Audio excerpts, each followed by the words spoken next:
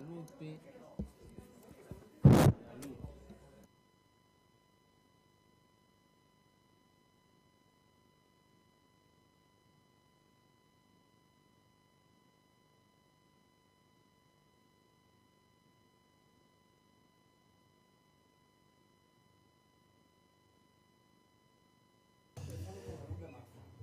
Xente, vamos, retomamos.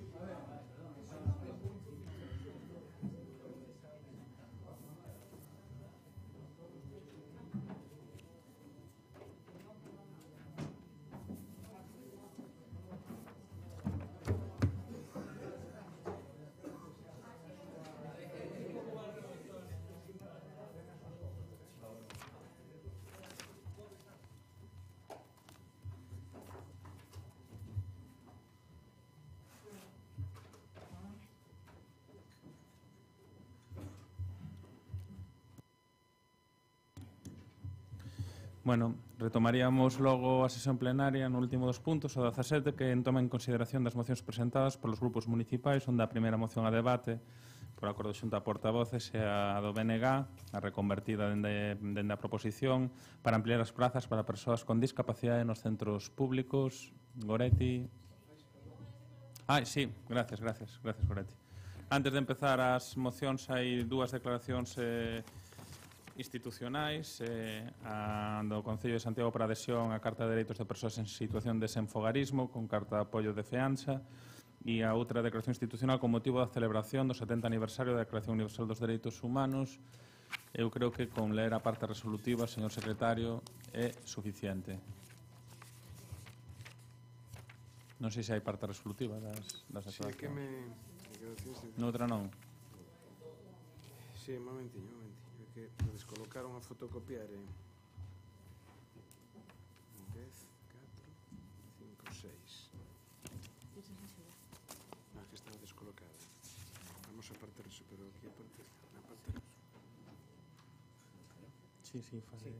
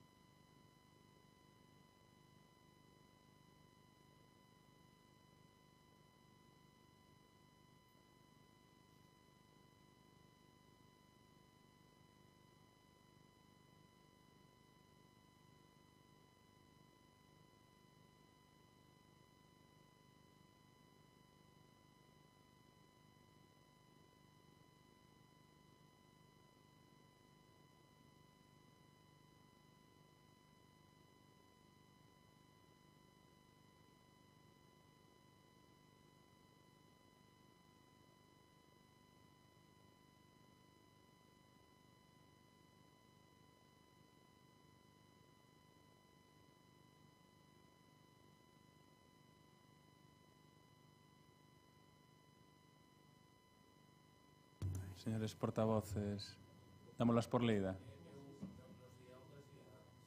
A dos dereitos humanos ten unha parte resolutiva, a outra, a de adhesión á Carta de Dereitos de Persoas en Situación de Desenfogarismo, non.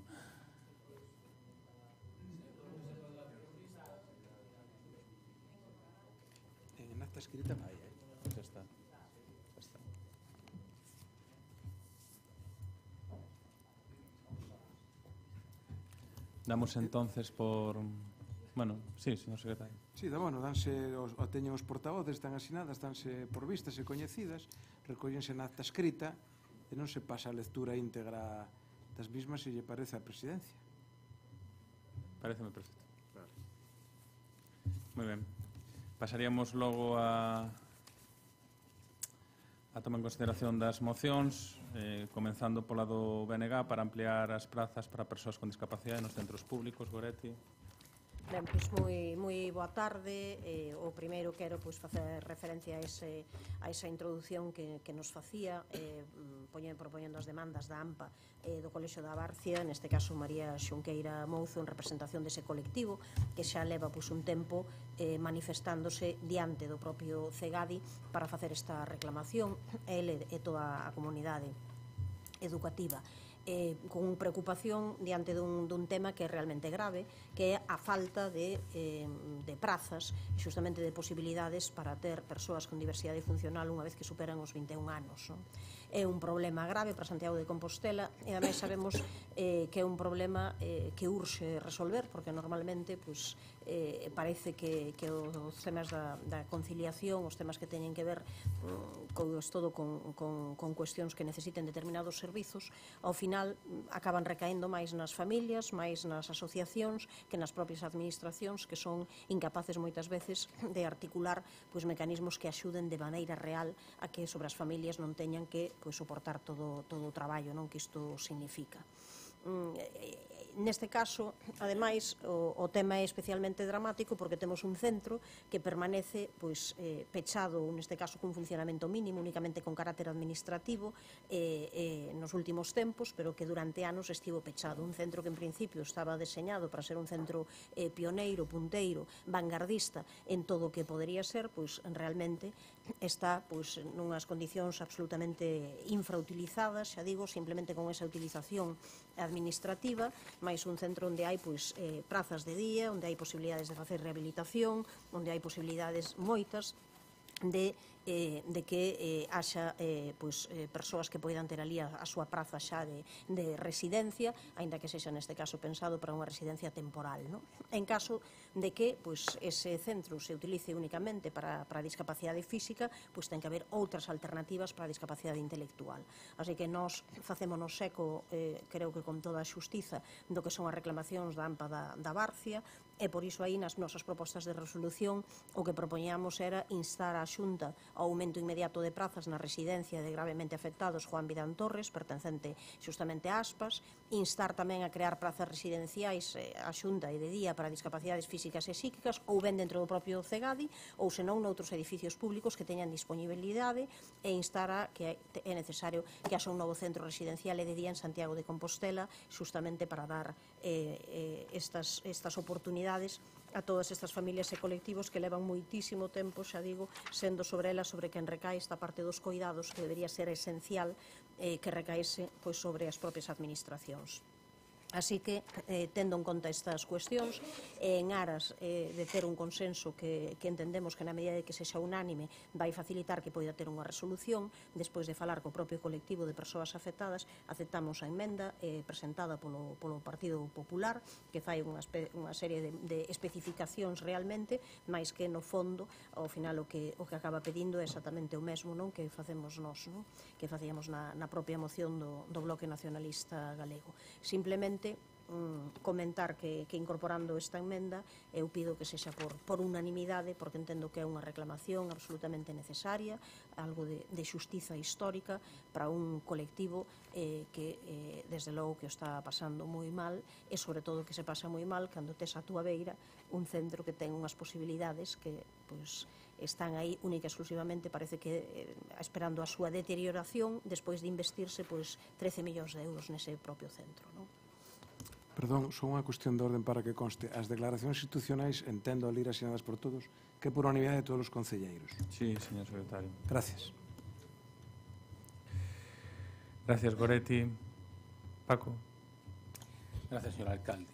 Pois o certo é que cando un ve os datos do Instituto Galego de Estadística, que fala de que persoas con discapacidade na nosa cidade, no noso concello, son 9.123, estes son datos do 2017, e, polo tanto, estaría a decir que aproximadamente un 10% da poboación de Santiago ten alguna discapacidade.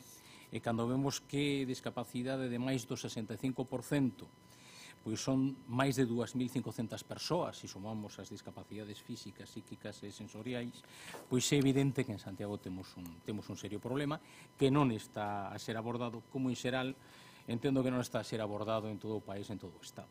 Porque claro, cando un ve simplemente pois que nos países nórdicos a cobertura social adica neles máis do 2% do produto interior bruto, ou que os países centroeuropeos adican máis dun 1,2% do PIB, e que aquí, con dificultades, chegamos ao 0,3%, pois con iso está dito todo no seu conxunto. No que fai referencia concretamente ao tema do CEGADI, o Centro Galego de Desenvolvemento Integral, que é certo que se programou no seu momento como un centro pioneiro do Estado, que o complexo está en principio preparado para facilitar a mobilidade e o tratamento de persoas dependentes, está dotado de múltiples espazos e servizos encaminhados á promoción da autonomía persoal. As previsións que había no seu momento era que podería atender a un total de 162 persoas con discapacidade ao día. E cando un ve que, efectivamente, houve un investimento para as obras de máis de 13 millóns de euros, pero que a estas alturas sigue pechado, e non é o peor, senón que na propia Estrategia Galega sobre Discapacidade 2015-2020 o certo é que non se fai nin mención a apertura do CEGADI como parte dos obxectivos para executar este período. O grupo parlamentario do PSDG-PSOE no Parlamento de Galicia ten presentado, teño aquí, ata 10 iniciativas en forma de preguntas para resposta oral, preguntas para resposta escrita, proposicións non de lei. O certo é que nos entendemos que isto xa é unha necesidade imperiosa que non pode esperar máis. Eu penso que incluso unha vergoña que na nosa cidade aínda non se teña inaugurado este Centro Galego de Desenvolvemento Integral. Por lo tanto, o noso voto vai ser favorable a moción do Bloque Nacionalista Galego, incluindo, como aceptaron, a emenda do Partido Popular. María. Grazas, boa tarde, alcalde. Entendo que se acepta o texto sustituindo os tres... Sí. Grazas. Sí, sí. Bueno, en realidade, a emenda de sustitución, pois, bueno, ven a explicar, supoño que o espírito é o mesmo, efectivamente, como decías a señora San Martín, o que pasa que na nosa opinión parecíanos que, bueno, que deberase mencionar, por exemplo, en primeiro lugar, a existencia do convenio de colaboración asinado entre a Consellería de Política Social e COGAMI para a implantación do Plan Integral de Actuacións para a Promoción da Autonomía Persoal desde idade temperá, que se desenvolverá nas instalacións do CEGADI. O convenio está dotado de case 3 millóns de euros, a Administración Autonómica aporta 2 e COGAMI 1. Este proxecto de atención integral ás persoas con discapacidade en situación de dependencia estenderase nos vindeiros 4 anos ata o 31 de decembro de 2022 e na primeira fase estímase que poderá dispensar atencións a 1.200 persoas. Por outra banda, e aproveitando que está tan involucrado o señor Reyes, pois o Goberno Central ten comprometido tamén a súa colaboración para desenvolver no CEGADI a zona residencial e un centro de referencia estatal de autonomía persoal e axudas técnicas, o CEAPAT. A chega orzamentaria comprometida polo Goberno Central pois aínda non se fixo efectiva, así que o día que se faga efectiva, pois xa o Goberno Central cumprirá o seu compromiso, pois eso xa permite ampliar os servizos do CEGADI tamén. En canto ás prazas e ás residencias, efectivamente, ocorre que a Xunta crea a construción de centros e prazas faise dentro dun sistema autonómico e, claro, dentro dunha valoración conxunta. Por iso nos pedíamos que fose tido en conta Santiago dentro da asignación deses recursos. Está programado para o vindeiro ano un centro en Ourense e entendemos que nos temos dereito e legitimidade para reclamar para a nosa cidade en función das necesidades a esa asignación de prazas. Por iso nos pareceu máis axeitado incluir nos acordos os que están e, se me permiten brevemente, instar ao Goberno de España que cumpra o acordo asinado coa Xunta de Galicia para poñer en funcionamento a zona residencial do CEGADI de Santiago de Compostela e un centro de referencia estatal de autonomía persoal e axudas técnicas. En segundo lugar, instar a Xunta de Galicia que axilice a posta e anunciada posta en marcha en 2019 da área de rehabilitación do CEGADI que operará a entidade Cogami e instar a Xunta de Galicia que dentro da ampliación das prazas residenciais para persoas con discapacidade nos centros públicos, teña en conta as necesidades da capital de Galicia, tomando en consideración de forma especial as demandas da Asociación de Aspas, a que pertence o Centro Residencial de Laraño Juan Vidán Torres. Así que, bueno, pois é unha mágoa que nos teña feito tamén como unha declaración institucional, pero benvido sexa. Mais nada, moitas grazas. Grazas, María. Concha. Boa tarde. Eu tamén quixera comenzar agradecéndolle a Xunqueira a súa presencia e as súas palabras e, sobre todo, agradecerlle a AMPA do Centro de Educación Especial da Barcia que non decalla en visibilizar, concienciar e exixir que se dote de prazas e servicios suficientes e adecuados ás persoas de máis de 21 anos que viven con discapacidade intelectual, que creo que é un matiz importante, que viven con discapacidade intelectual no noso concello e na comarca e que veñen sendo atendidos hasta os 21 anos no Centro de Educación Especial da Barcia. O proxecto do CEGADI, como aquí se ten reflexado, que se definiu hai máis de 12 anos, pois viña a liderar a atención integral a persoas con discapacidade e facelo como servicio público, de xestión pública directa. Bueno, hoxe en día, ademais dos retrasos injustificables e incomprensibles, está claro que non vai a ser liderado desde o proxecto público, nin tampouco atender servizos de atención, de rehabilitación e integración de persoas con discapacidade intelectual, porque vai a ser atendido con un convenio con Cogami, por tanto, para atención e rehabilitación, fundamentalmente, e integración de persoas con discapacidade física. Entonces, as pais e nais da AMPA, do Centro de Educación Especial da Barcia, seguirán vindo aquí porque as persoas de máis de 21 anos con discapacidade intelectual seguirán sen ter atención no CEGADI.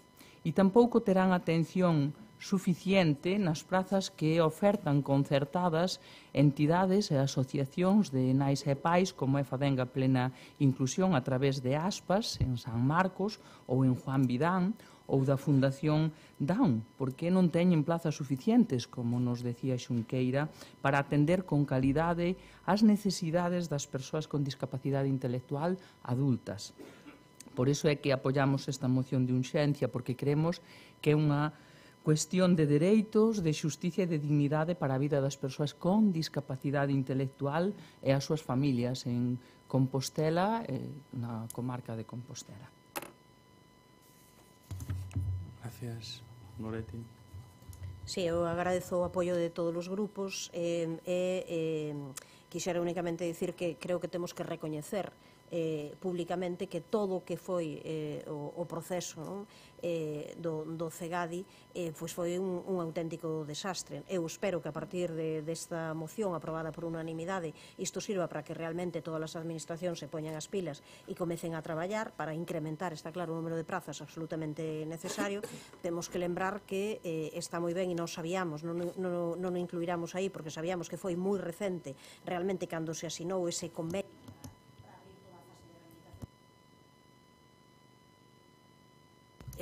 Sabíamos que iso se foi feito moi recentemente, mas o certo é que todo isto leva desde o ano 2009, non? Que puido, por parte da Xunta do Partido Popular, poñerse a asinar este convenio que chega tardísimo, exactamente igual que chega tardísimo nestes momentos a apertura dese CEGADI fora do que é a xestión administrativa que se cubre en algúns lugares. Entón, eu entendo que hai unha débeda histórica con esta cidade e que, neste caso, todas as administracións teñen que poñerse a traballar para cubrir e para que non sexan as familias as que, como sempre, son as que teñen que, ao final, facerse cargo de todo o que é a dependencia en vez de teren todos os servizos que deben prestar as administracións. Espero que sexa un punto de inflexión e que a partir de aquí podamos dicir que somos capaces de conseguir un novo centro tamén para as persoas con discapacidade intelectual en Compostela.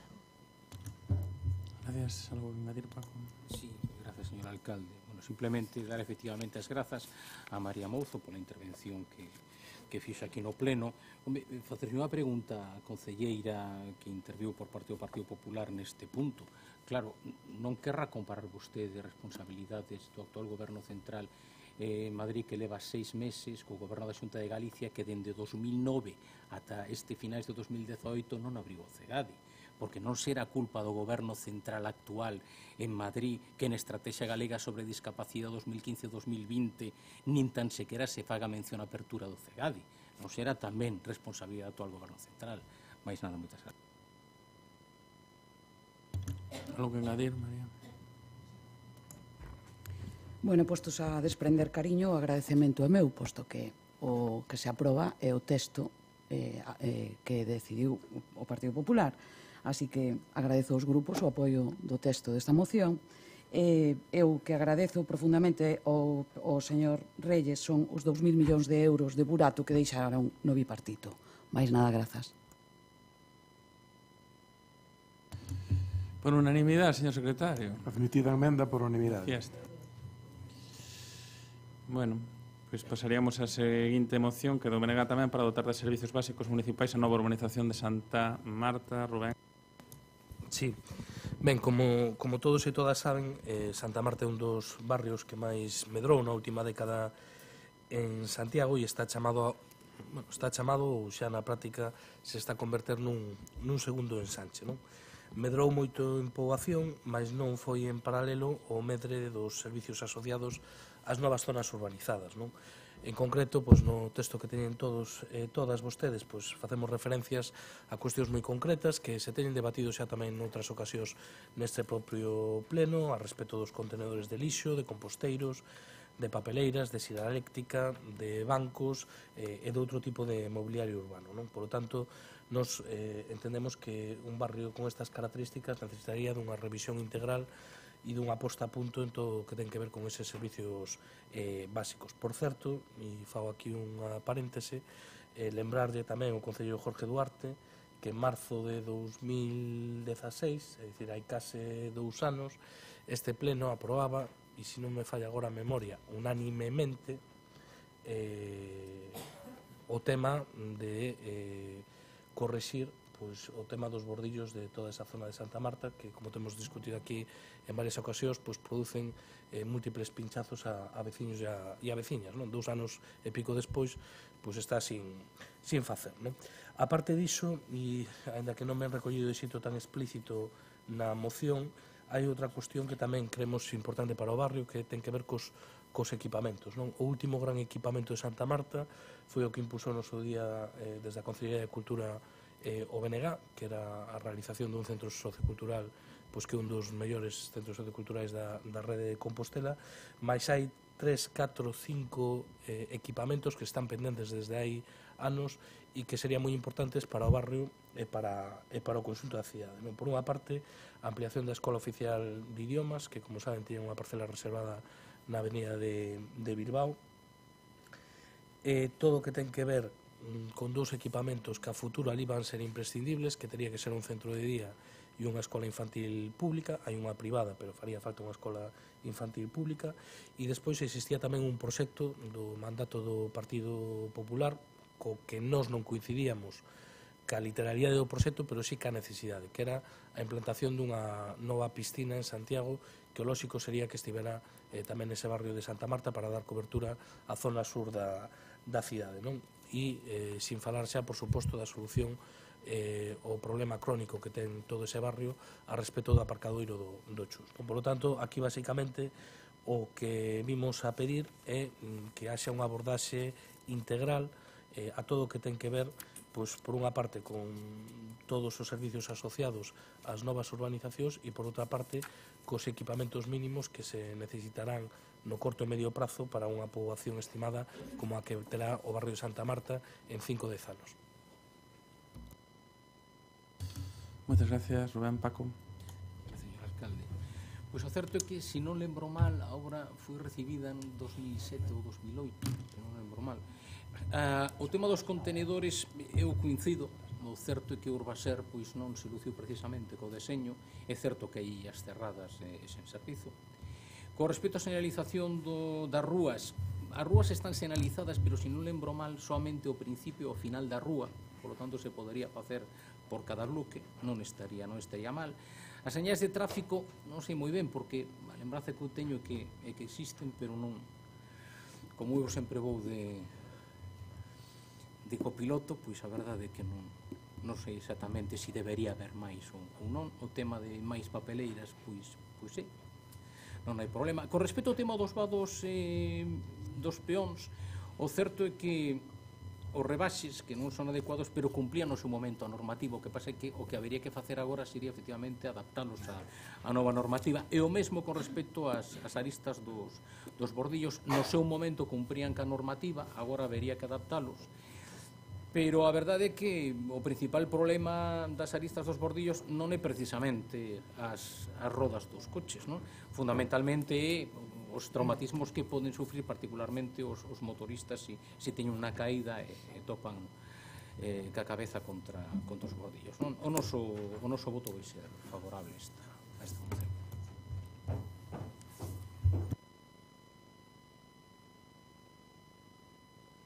Grazas. Perdón, grazas, boa tarde. Pois vaya por diante que imos apoiar esta moción do Bloque Nacionalista Galego, porque calquera iniciativa que mellore a calidade de vida dos nosos veciños, mellore a prestación dos servicios básicos públicos e corrixa as eivas de concepción, o deterioro polo uso, o paso do tempo ou a resposta das novas necesidades, pois vai a ter sempre o apoio do Partido Popular. Efectivamente, a moción do Bloque Nacionalista Galego fai un relatorio de algunhas das situacións que está a padecer o barrio de Santa Marta, todas importantes que inciden no normal desenvolvemento da vida dos veciños da zona e tamén daqueles outros que a teñen que usar por diferentes motivos. É particularmente gravoso para o peto resulta os efectos nocivos das beirarrúas, como se acaba de comentar aquí. E supoño que non estén arranxadas, pois non vai a ser unha desas accións innovadoras, transformadoras, que tanto lle gusta nomear a Compostela aberta, ou que non é, como escoitamos hoxe, porque non lle gustan as aprobacións que fai este pleno. E brincadeiras á parte, o certo é verdade que este pleno, todos os grupos trouxemos ao longo destes 3 anos diferentes propostas para mellorar o barrio de Santa Marta. Cuestións como a limpieza de maleza, o incremento policial para maior seguridade, a mellora do Parque Luís Pasín, a instalación da marquesiña no aparcadoiro disosorio ou o derrubo das casas abandonadas do Roláns foron algunhas que presentou este Grupo Popular. As respostas do Goberno sempre lacónicas e concisas. Revisarémolo, asumiremos o rogo, farémolo dentro da campaña dos desbroces. E esa forma de expresarse breve e concisa vai en consonancia coas súas accións, tamén lacónicas e concisas. Ningunha. Nin marquesiña, nin limpeza da maleza, nin mellora do Parque Luís Pasín, nin máis policía local. Menos mal que derrubaron as casas dos Roláns despois de que este grupo insistira. Pero está claro que Santa Marta necesita algo máis e esta proposición do BNG, con esta moción, pois trae algunhas desas necesidades. Pero é unha mágoa que o Bloque Nacionalista Galego non se decatara de todo o que hoxe aquí expón cando formaba parte dos gobernos de progreso, eses que planificaban o desenvolvemento desta área precisamente. E, señor Reyes, sí que hai algunha rúa ben sinalizada, por exemplo, a rúa Antonio Rama Seoane está perfectamente sinalizada. Este grupo asume a parte que lle toca. E digo isto porque espero que o Goberno municipal non se escude na herdanza recibida para non acometer as melloras que aquí se piden, que aquí se aproban, que demanda a veciñanza. Despois de 3 anos, vostedes deberían ter dado algunha resposta ás necesidades do barrio. Arranxar os colectores soterrados, por exemplo, pero non con método xanduro, que consiste en colocar contenedores tradicionais en riba dos soterrados, como fai no camiño francés, sen rubor. Ou a marquesiña, cousas sinxelas, que non requiren un gran investimento, só un pouco de preocupación e traballo. Pero semella que a Compostela aberta se lle fai moi difícil xestionar o día a día da cidade e busca a quen botarlle a culpa cando se amosa a súa incompetencia. E para iso é unha mágoa que non este o señor Peña, pero sí, hai que telos cuadrados. Hai que telos cuadrados para decir, por exemplo, que na avenida de Vila García se está a facer o que manda a Dirección Xeral, porque vostedes, alcalde, concelleiros, saben que non é certo. Teñen unha resolución ben clara. Teñen unha resolución onde se fala de que deben simplificar os materiais que se empregan. Os materiais que di no proxecto. Pero nada máis. Non lles está dicindo que materiais teñen que empregar. E máis, só lles di que efectivamente hai que eliminar un, que as zonas de lastra hexagonal, cuadrados, efectivamente. Xan. Ben,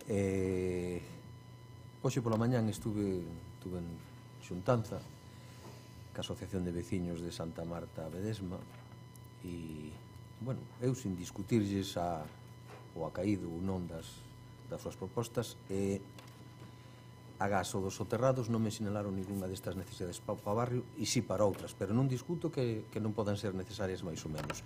O respecto dos soterrados, como ben saben, cando se urbanizaron esas rúas, tomouse a decisión o goberno que fora daquela, que exactamente non sei cal foi, de non meter a maquinaria para evitar posibles que se estropeara por falta de uso, fora vandalizada, etc. E entón realmente só estaba a obra civil. Cando quixemos poñer esos contenedores en marcha, atopamos que había algunha deficiencia, que non había conexións eléctricas, etc. E iniciamos un proceso de adecuación desos, e según os datos que me envía a empresa que está facendo ese proceso, os soterrados da Avenida de Bilbao e da Travesía das Pozas entrarán en funcionamento na segunda semana de xaneiro, e o da Avenida Liberdade algo máis tarde, porque aínda non ten a cometida eléctrica e ten un problema nos pisos dos equipos, pero tamén ao longo deste trimestre estarán en funcionamento. Ao respecto da sinaleta de tráfico, non teño recibido absolutamente ningunha queixa de ningún lado por ausencia dela. Se sabedes algún punto en concreto, eu agradecería que me fixeras chegar, que non temos ningún problema para atendelo. Os desbroces están feitos, agás nas fincas privadas, que, como ben sabedes, é un trámite distinto e ten que acometer o propietario da finca.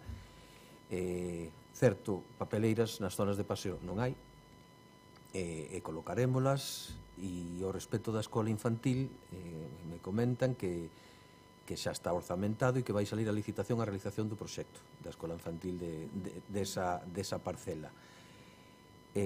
Bueno, en fin, evidentemente votamos a favor desa moción como votamos todas as que sean en beneficio dos servicios que se dan aos veciños, e insistir, a pesar das repetitivas e cansinas palabras de María Antón, de que estamos en contacto permanente cas asociacións de veciños, recollendo as súas inquedanzas e atendéndoas na medida do posible dos recursos que hai que repartir na cidade. E nese sentido, pois seguiremos traballando en iso, e insisto, votaremos a favor porque un traballo que xa estamos facendo desde que entramos neste Concello. Grazas. Rubén. Certamente, eu, señor Sanduro, non lle vou a discutir o que falou, dixo de falar ca asociación de veciños. O que sí que lle podo discutir é cales son algunhas das preocupacións de moitos veciños e veciñas de Santa Marta, que podemos contrastar incluso esta mesma semana nun debate nunha radio desta cidade, intervindo veciños do propio barrio, dando a razón e agradecendo a que o BNG truxera hoxe esta moción. Mire, eu podo asegurar, e podemos facer unha enquisa mañá se quere, no barrio de Santa Marta, que o 99,9% dos veciños de Santa Marta están ata aquí dos bordillos. E o único beneficiario, por certo, un taller que está ali bastante cerca, que é un gran negocio, eses bordillos. Entón, se vostede pensa que eso non é un problema que se aprobou aquí en 2016. 2016. Ben, correcto. Segundo, hai cuestións que son objetivables. Nos creemos que polo nivel de poboación que ten, hai determinadas cuestións que teñen que ver co desenvolvemento urbano que son mellorables. Eu creo que é mellorable o tipo de papeleiras e a cantidade que hai, creo que é mellorable a colocación dos contenedores de lixo, e así non o fan chegar veciños e veciñas. Nos aquí o que nos estamos facendo é ecos de reivindicacións que nos chegan ao Grupo Municipal do BNG de veciños e veciñas de Santa Marta, e que, por suposto, nos temos contrastado con eles e tamén físicamente. Entón, bueno, pode tomar nota ou non.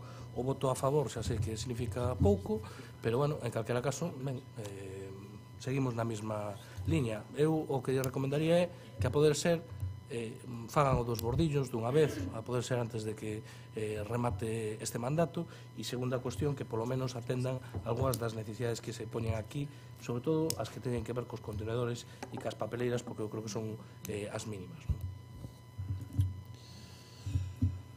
Algo que engadir, Paco? Non, María? Xan?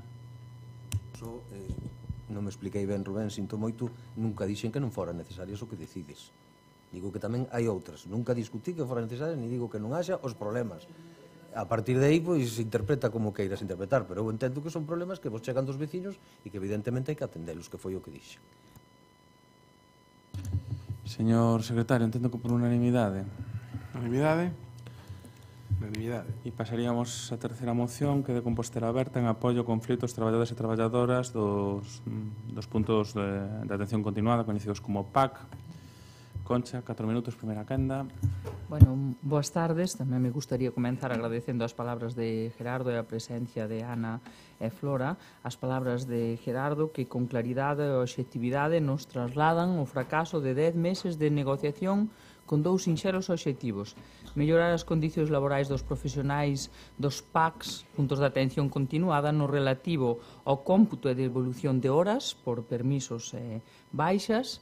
E un segundo punto, dotación de persoal suficiente, tanto facultativo como de enfermería, para dotar equipos completos que poidan atender con seguridade, garantías e calidade tanto os puntos de atención continuada como as saídas a domicilios ou emerxencias.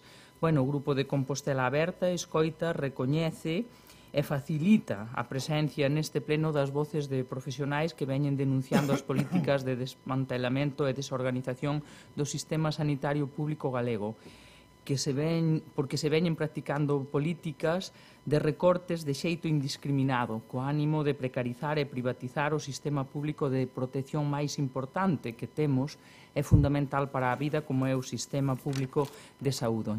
Por iso é que no pleno do 15 de novembro presentamos e debatimos unha moción sobre a situación dos servicios sanitarios na área de xestión integrada do CHUS, particularmente no referente ao caos e conflitividade nos servicios de urxencias, que iniciaban naquela altura unha folga que se mantén aínda a día de hoxe. Tamén denunciábamos o deterioro e desmantelamento continuado que se vai agravando aquí e noutras áreas sanitarias. En Vigo dimitiron en bloque 22 xefes de servizo de atención primaria, un 80% dos centros de atención primaria están sen xefatura na área de Vigo, polo deterioro insostible que sufren os centros de saúde tras anos de recortes. Esos son palabras textuais de Luís Campos, decano do Colexio Médico de Pontevedra. Por iso é que alzaron a voz para decir hasta aquí chegamos. Non queremos ser cómplices deste deterioro. Non queren ser efectivamente partícipes e asumir a responsabilidade do deterioro da atención e mesmo da morte dos seus pacientes, como ocorreu na Estrada.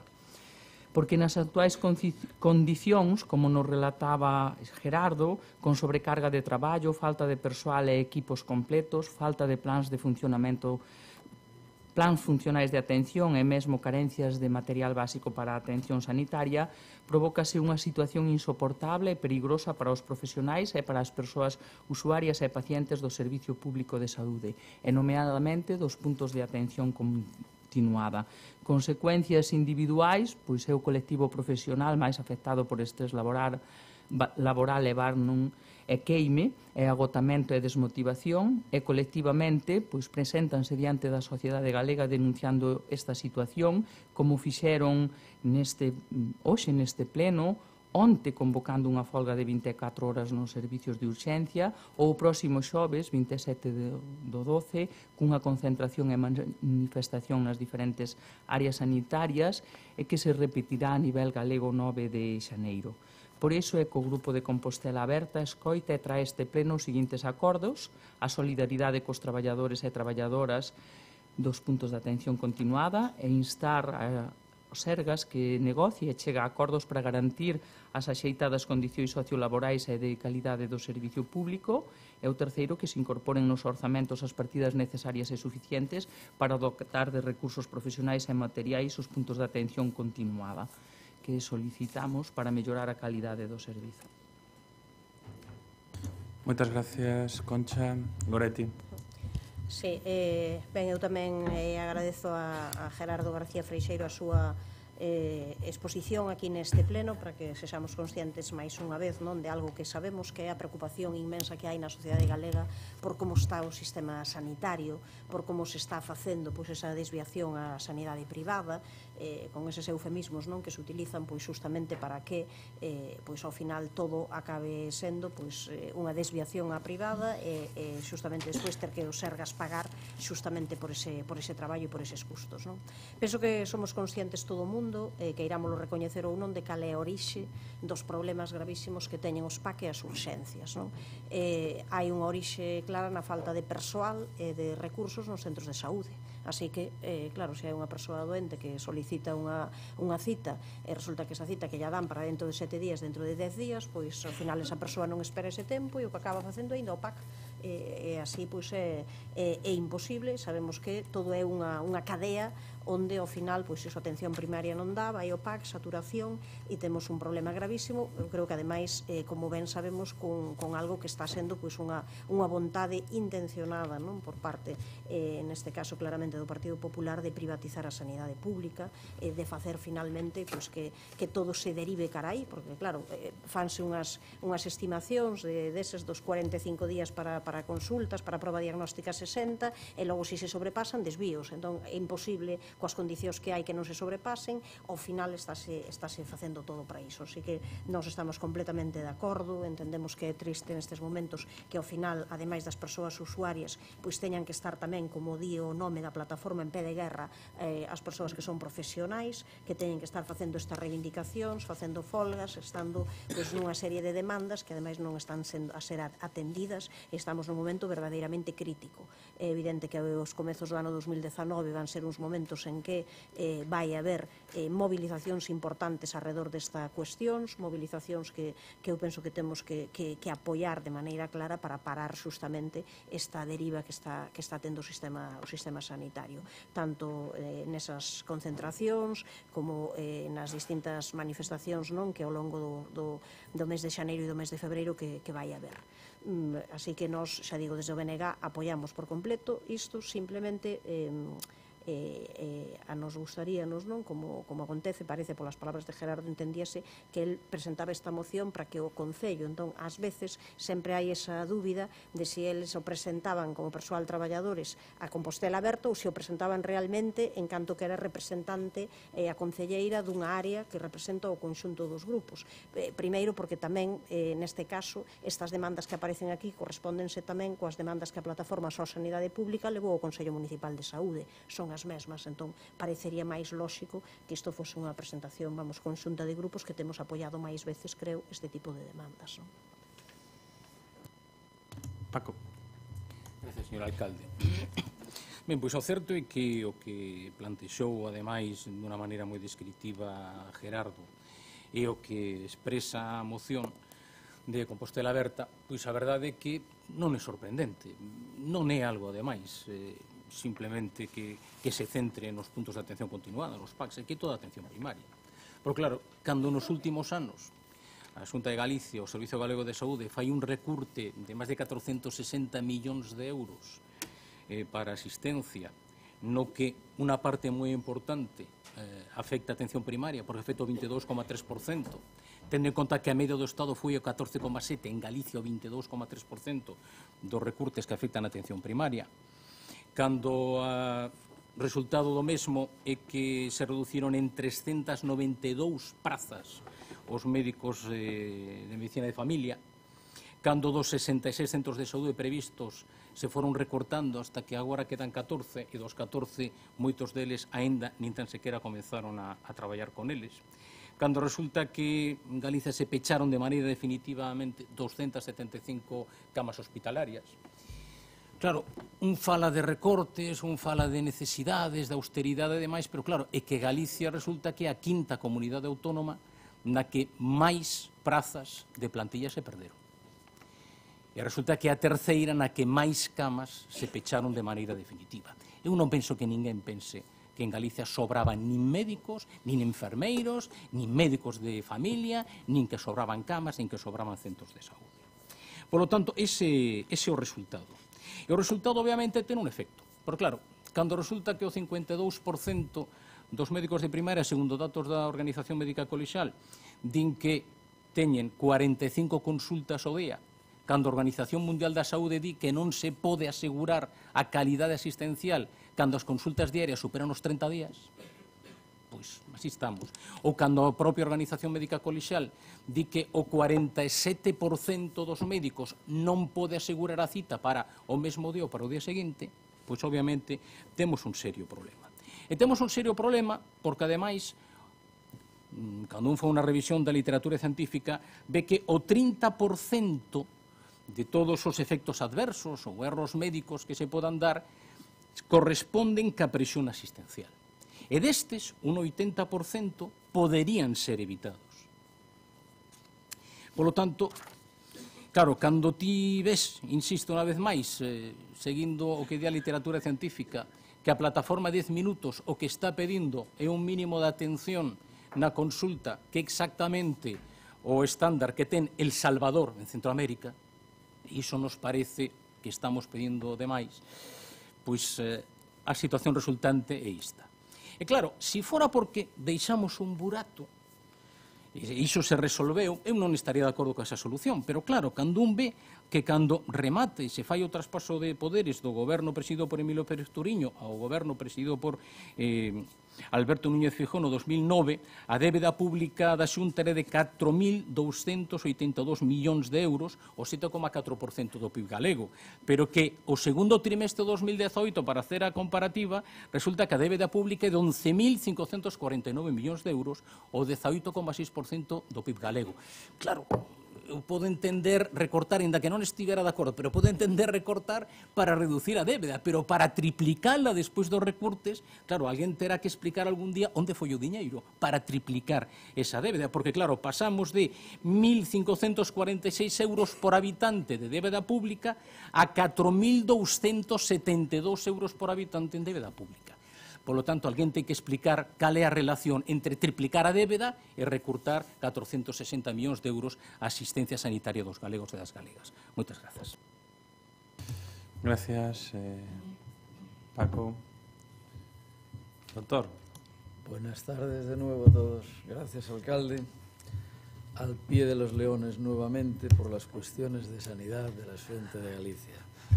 No voy a dar argumentarios esta vez porque la circunstancia es bastante clara. Nadie puede dudar de que la sanidad gallega a nivel de asistencia primaria y en concreto en los PACs pues no tiene ni la cantidad de medios ni de profesionales que a todos nos gustaría tener, pero el Partido Popular el primero.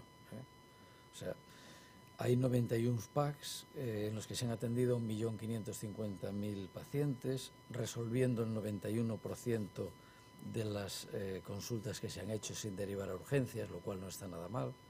Eso habla fundamentalmente de dos cosas, de la alta capacidad del personal sanitario, de su esfuerzo y de su entrega, muchas veces por encima de lo que cabría esperar como deseable en tiempos de atención, en capacidad de presencia de personal, etc. Todos hemos vivido esas cosillas. Sobre todo ha habido también un alto grado de resolución de patologías que ha intentado evitar muchas veces que la gente se traspasara a urgencias, colapsando las urgencias. Nadie tiene ninguna duda acerca de que los PAS y los centros de salud son los pilares básicos de la asistencia sanitaria del Sergas y como tal deben de ser adecuadamente dotados en personal y medios. Para ello, el Sergas se ha comprometido, ayer sin ir más lejos, el presidente de la Xunta, a crear 6 grupos de trabajo de forma inmediata con la participación de los agentes sociales, existiendo ya puntos fundamentalmente de acuerdo entre lo que el consejero de Sanidad y la Xunta y el Sergas quiere ofrecer y lo que los agentes sociales reclaman. Entre ellos está reducir la temporalidad al 5%, aumentar las plazas MIR e intentar que los nuevos médicos formados queden en Galicia, no siendo derivados a otras comunidades por la propia competencia que tienen estas comunidades en absorbérnoslos, pero claro, es que no se pueden crear médicos de familia de hoy para mañana. Hay una serie de años que son necesarios de formación y eso está ahí y no los hay. El presidente de la Xunta ofreció ayer una promesa de intentar establecer contratos laborales fijos de 1 a 3 años para los MIRES que estén realizando la finalización de sus estudios y puedan incorporarse al mercado de trabajo. han ofertado que en 3 años, es decir, entre 2017 y 2020, se crearán 5.000 nuevas plazas. Se ha ofertado prorrogar la edad de la jubilación hasta los 70 años, Dios nos coja confesados. Desarrollar la carrera profesional a partir del 1 del 19, en el que se verá también esta demanda de los agentes sociales también como contemplada. Yo creo que todas esas ofertas se supone que pueden ayudar en la mejoría de la situación actual.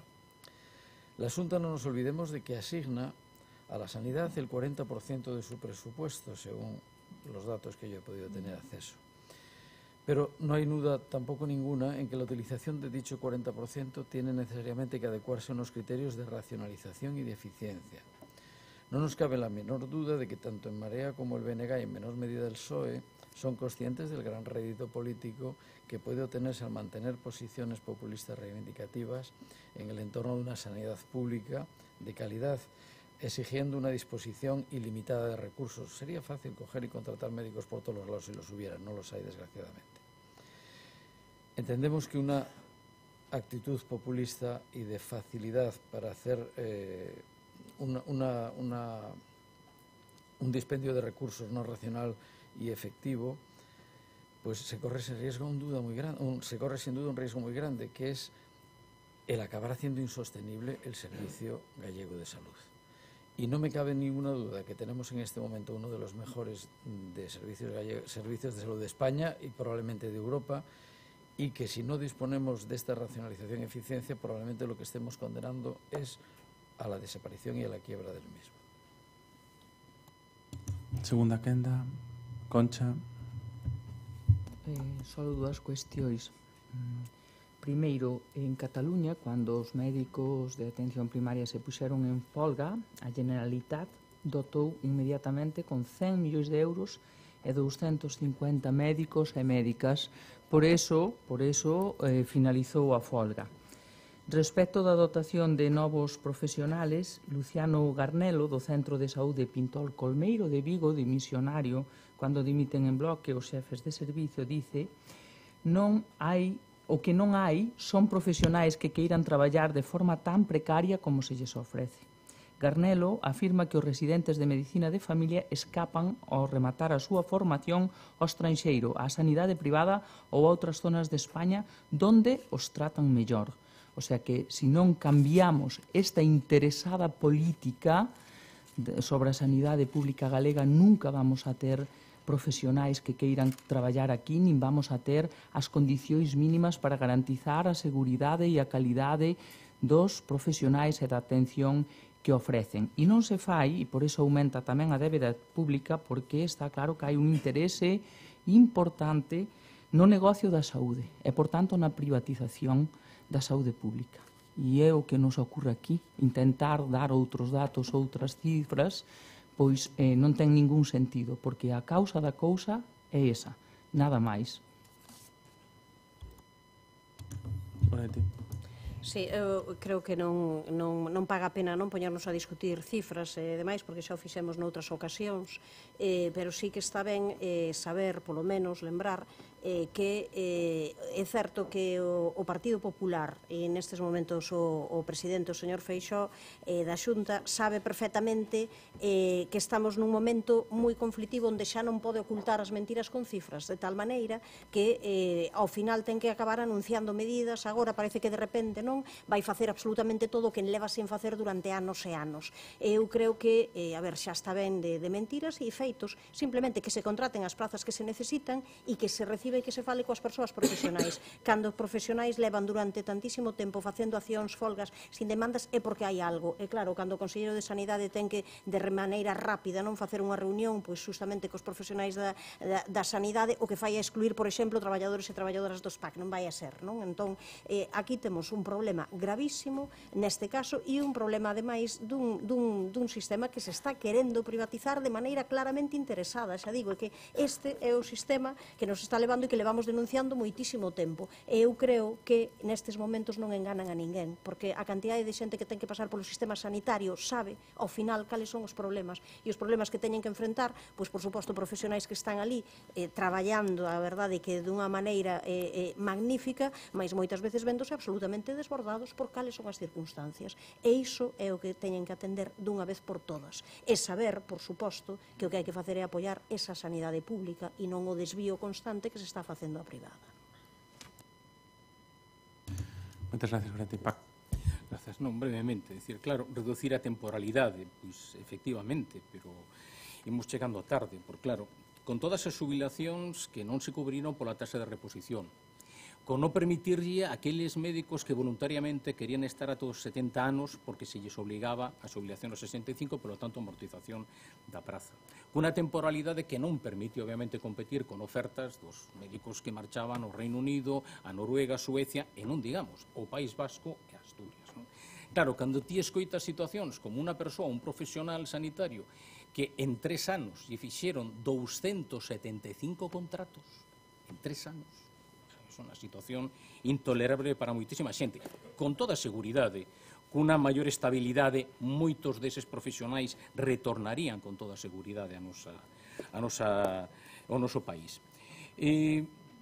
Claro, evidentemente, claro, a sostenibilidade do sistema, pero é que precisamente, non vou dar datos nin cifras nin referencias porque hai moitísimas, claro, é que precisamente o investimento en atención primaria e o investimento en medicina preventiva é que é tremendamente rendible dende o punto de vista sanitario e mesmo económico se comparamos cos hospitais.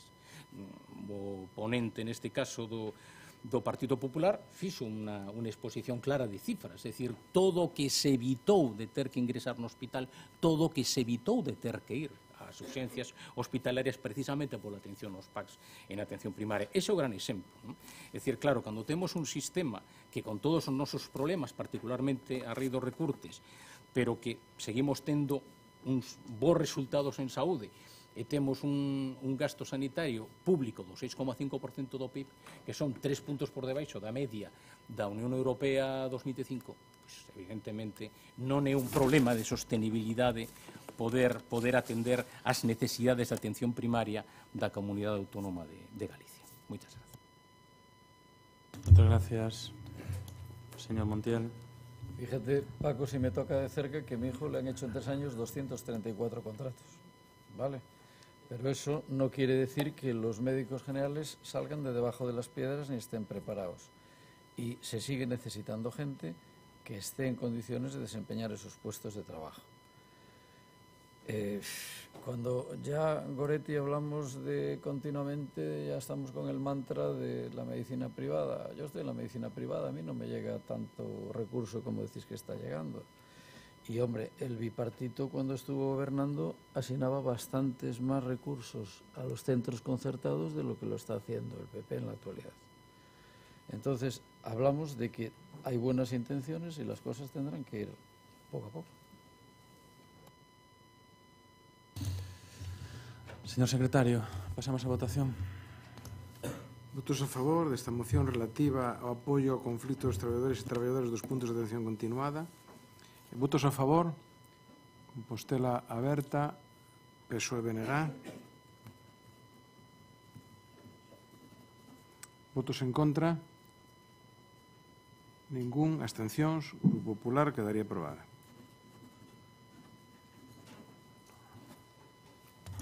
Pasaríamos a seguinte, que é unha moción do BNG para a elaboración dun mapa de coidados. Goretti.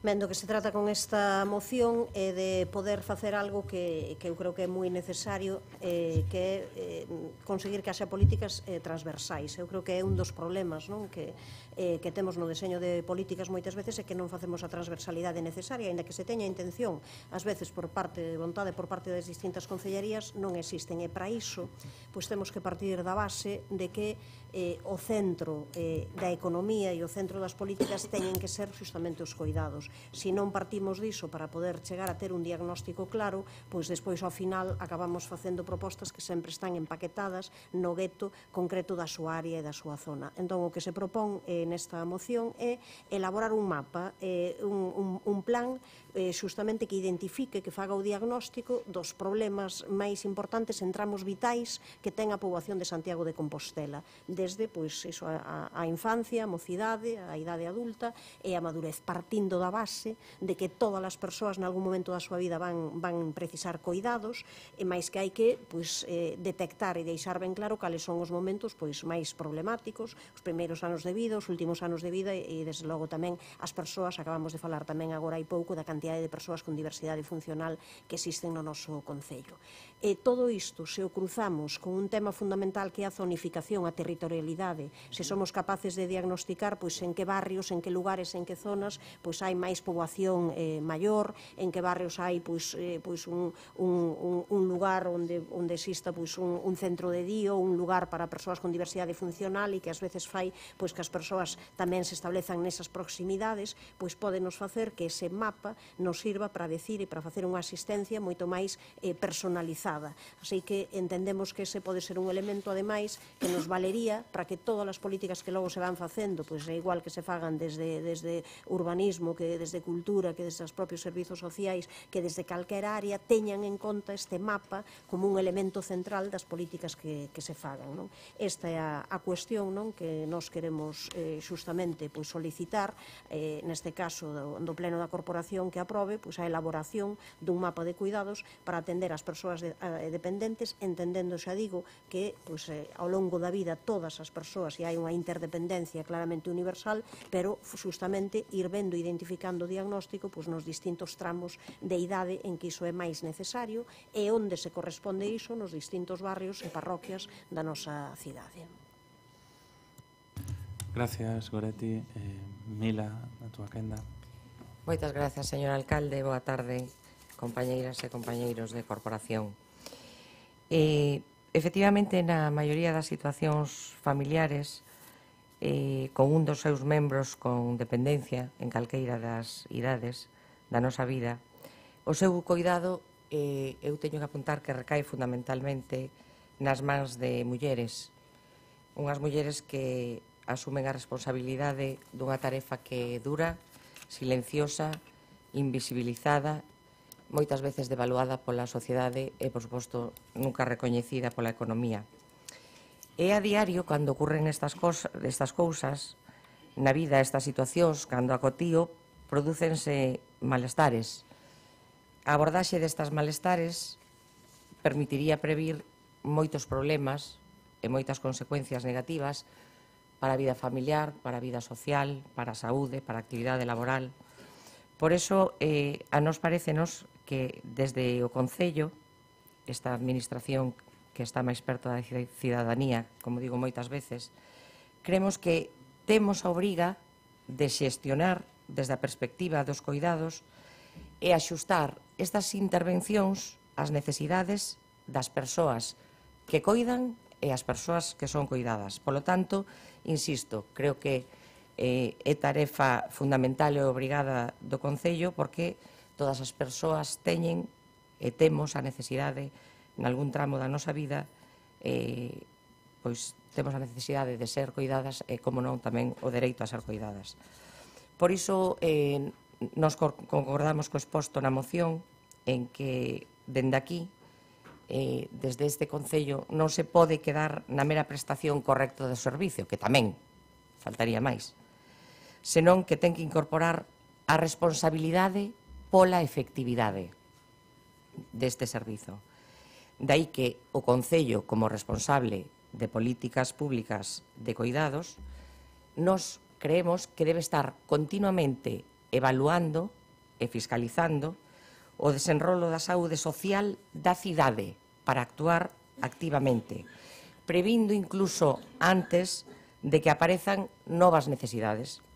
Polo tanto, é deste xeito, ao Grupo Municipal Socialista fomentar a transversalidade que comentaba a compañeira Goretti San Martín e a corresponsabilidade do cuidado das persoas dependentes ou impulsar a igualdade de xénero nas tarefas de cuidados ou crear iniciativas de emprendemento da economía social neste ámbito, parécenos do máis axeitado.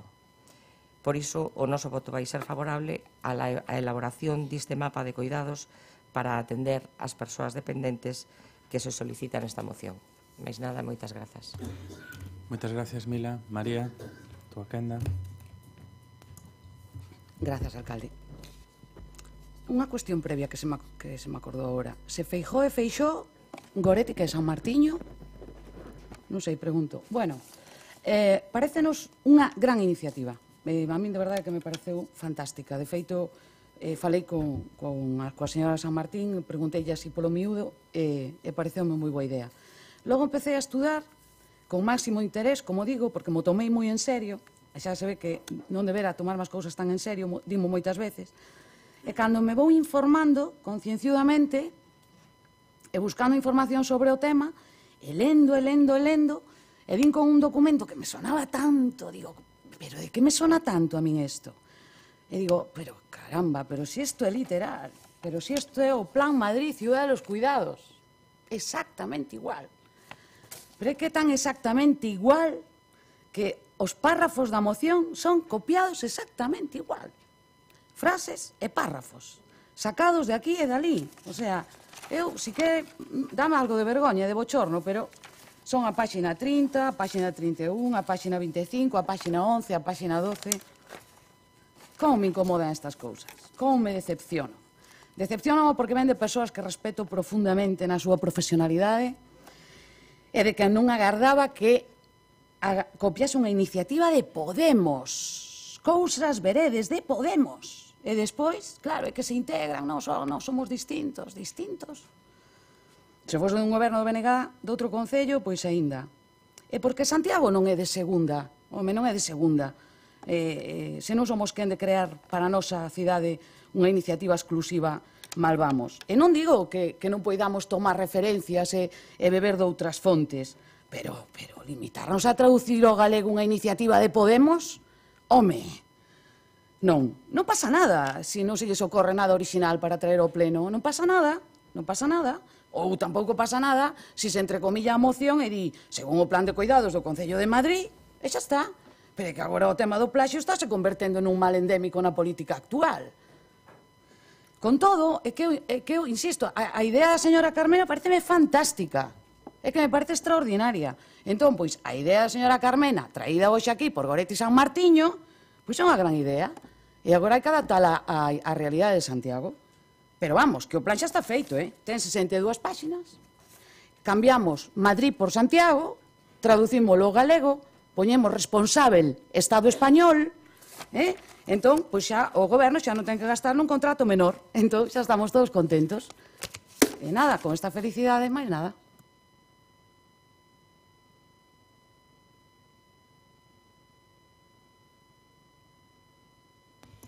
Bueno, boa tarde de novo. Pareceme, non sabía de onde procedía a moción, pareceme estupendo, non estamos aquí para inventar, estamos para construir sobre o que xa sabemos e conocemos. Entón, quero dicir que concordamos completamente no fondo desta moción, pola necesidade de recoñecer, visibilizar e contabilizar o valor dos cuidados. O sostemento de calquera proxecto social, político ou económico sería inviable se non fose acompañado do cuidado e reproducción da sociedade e das persoas que a forman. E iso facémolo de xeito continuado e invisible as mulleres desde fai millóns de anos. É o que coñecemos tradicionalmente como división sexual do traballo e que foi colocando as mulleres nun papel ou nun rol subalterno na orde social e económica e que temos pendente de mudar e reverter. No século XXI non temos disculpa para non avanzar até superar esta oprimente división sexual do traballo, por dous motivos. O primeiro, porque temos que recoñecer e pagar o traballo invisible e fundamental que facemos as mulleres. Carmen Castro, que é unha compostelana da adoción e economista e feminista entre as máis prestixiosas estudosas da economía dos cuidados, dinos que o traballo de coidados pode supor entre o 40 e 45% do PIB dos países. E segundo, porque os homes teñen que incorporarse e corresponsabilizarse do coidado e reproducción da sociedade e disfrutar da ética dos cuidados e a sostibilidade da vida. Seguro que incrementarían e incrementaríamos un 40 ou un 50% a taxa de felicidade. Bueno, isto en canto ao fondo da moción. En canto á proposta de elaborar un mapa de coidados, bueno, teremos que definila e concretala. Neste momento, eu creo que xa temos dado algúns pasos. En novembro, desde o Departamento de Emprego, organizouse unha campaña e unhas xornadas sobre traballo digno no fogar e nos cuidados, para analizar e visibilizar a realidade de discriminación e vulnerabilidade na que viven moitas mulleres que se dedican aos coidados domésticos e avanzar en construir alianzas e estrategias para o empoderamento e recoñecemento tamén económico das mulleres coidadoras. En xaneiro, desde o Departamento de Igualdade, abordaremos unha campaña específica sobre corresponsabilidade no fogar e nos coidados, da que xa temos bastante avanzado. En canto ao mapa de coidados profesionais, que desenvolven mulleres fundamentalmente, máis do 95%, dicirlles ou avanzarlles que estamos ultimando a web de servizos sociais ou de políticas sociais, na que, entre outros apartados, se recollen as entidades sociosanitarias que habitan ou viven na casa das asociacións de benestar social e que prestan servizos e coidados profesionais nun 95% por mulleres e a todos os ciclos de vida, como decía Goretti, na infancia, na adolescencia, na madurez e fundamentalmente na vellez e en situacións de dependencia ou discapacidade. E tamén xa temos unha rede que se chama Compostela Integra, na que se recollen as entidades e iniciativas comunitarias para a sostibilidade e calidade de vida das persoas, en definitiva para o cuidado. Vale? Entón, estamos dispostas a concretar e desenvolver este mapa de cuidados que aquí se nos propón feito en Compostela e para Compostela. Gracias. Segunda quenda, Goretti. Sí. Ben, eu quixera comentar que a teoría dos coidados non empezou con Carmena, desde logo, nin co Concello de Madrid, non para nada.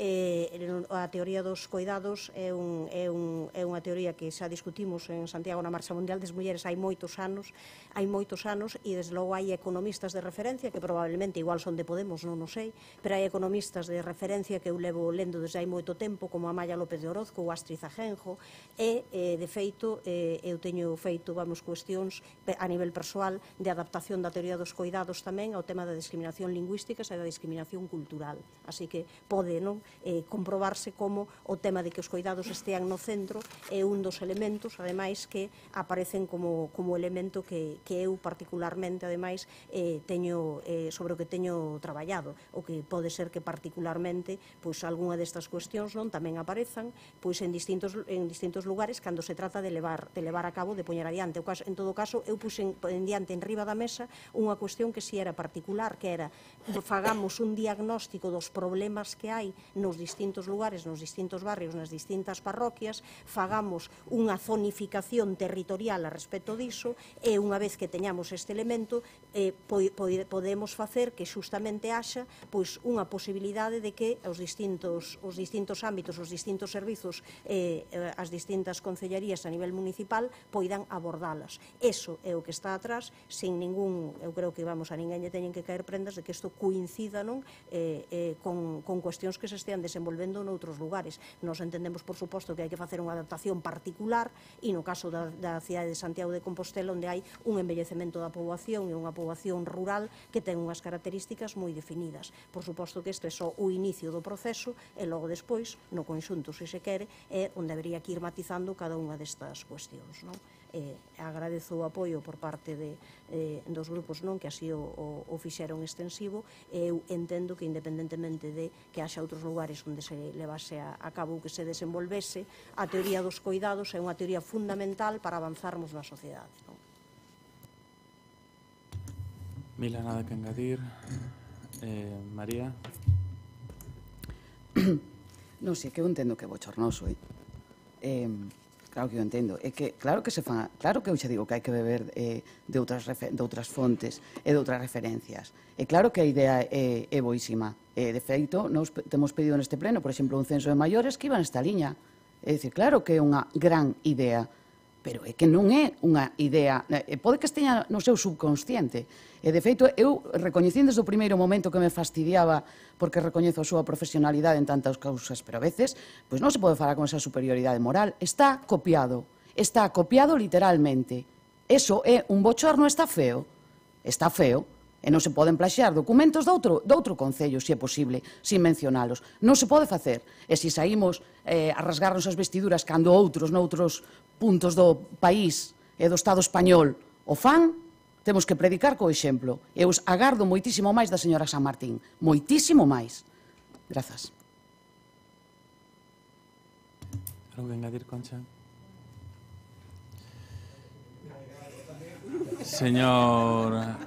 Señor secretario, pasamos a votar. Votos a favor desta moción do BNG para a elaboración dun mapa de cuidados. Votos a favor? Votos a favor, por favor. BNG, PSOE, Compostela Verde... Por unanimidade. Unanimidade, sí.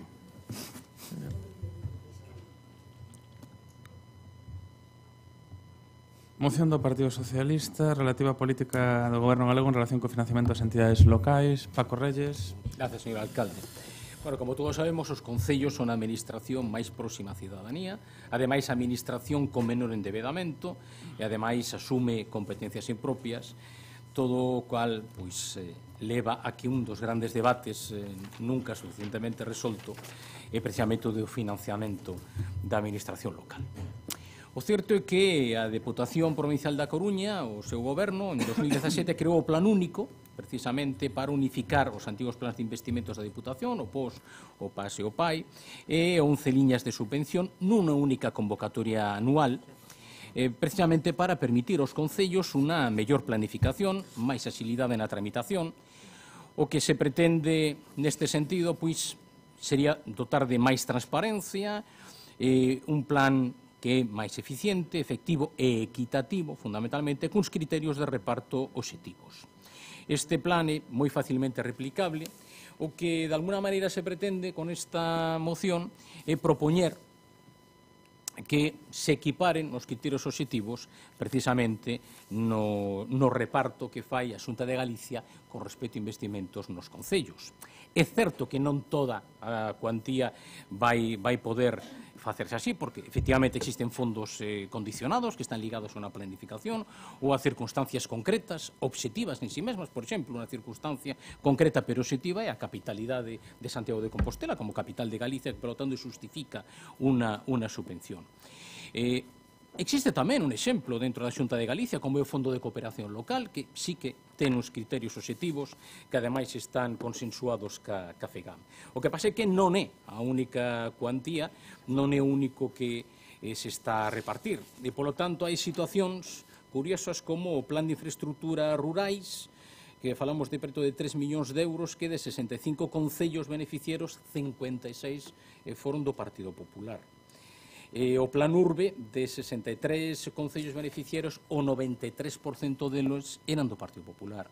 O Plan de Infraestructuras, de 75 concellos beneficiarios, 59 deles eran do Partido Popular. Por lo tanto, o que se plantexa é a posibilidade de incorporar conxuntamente ca FEGAM un modelo que incorpore en todas as subvencións, pois que incorpore estes criterios obxectivos. Por lo tanto, a proposición instar ao Goberno galego a regular mediante unha lei autonómica consensuada coa FEGAM o financiamento dos concellos galegos, en primeiro lugar. Segundo, establecer as partidas non finalistas dentro do capítulo de transferencias totais da Xunta de Galicia con destino ás entidades locais, así como de determinadas subvencións que os concellos perciben anualmente de xeito recorrente coa seguinte modificación da porcentaxe de participación coa finalidade de integralas no Fondo de Cooperación Local. Crear un fondo específico anual formado polas transferencias non executadas no orzamento da Xunta de Galicia con destino destino ás entidades locais, establecer neste exercicio 2018 os criterios que rexan o reparto das subvencións da comunidade autónoma a favor das entidades locais, obxectivos e consensuados ca FEGAM e que garantan igualdade de acceso para todas elas cunha convocatoria pública a que concorran todos os concellos en igualdade de oportunidades, establecer un acordo para que o canon de auga se reparta con criterios en igualdade de reparto onde as entidades locais puiden recibir os investimentos, o 50% das recaudacións que se levan en cada concello abrindo unha convocatoria para a concorrencia competitiva. Moitas gracias. Moitas gracias, Paco Goretti. Ben, a respecto desta moción do Partido Socialista, evidentemente, nós que tamén na área concretamente de cooperación, somos copartícipes na realización, na elaboración deste plan único. Por suposto que estamos a favor desta moción. Entendemos que o plan único é ese modelo que pode ser perfectamente extrapolável a outras administracións. Trátase, como ben aparece indicado na moción, de racionalizar e obxectivar. É certo que poderían ser outros os criterios, sempre se poden discutir os criterios que dean razón a un plan, mais os criterios do POS levan máis de 25 anos asentados e consensuados con todos os grupos que están de acordo con eles, e estes plans supuxeron, este plan concreto supuxo a posibilidade de que os concellos tivesen verdadeiramente autonomía, que tivesen capacidade de escoller e de decidir en que queren gastar eses fondos, e supuxo un investimento absolutamente que foi moi grande a respecto de investimentos de outras corporacións.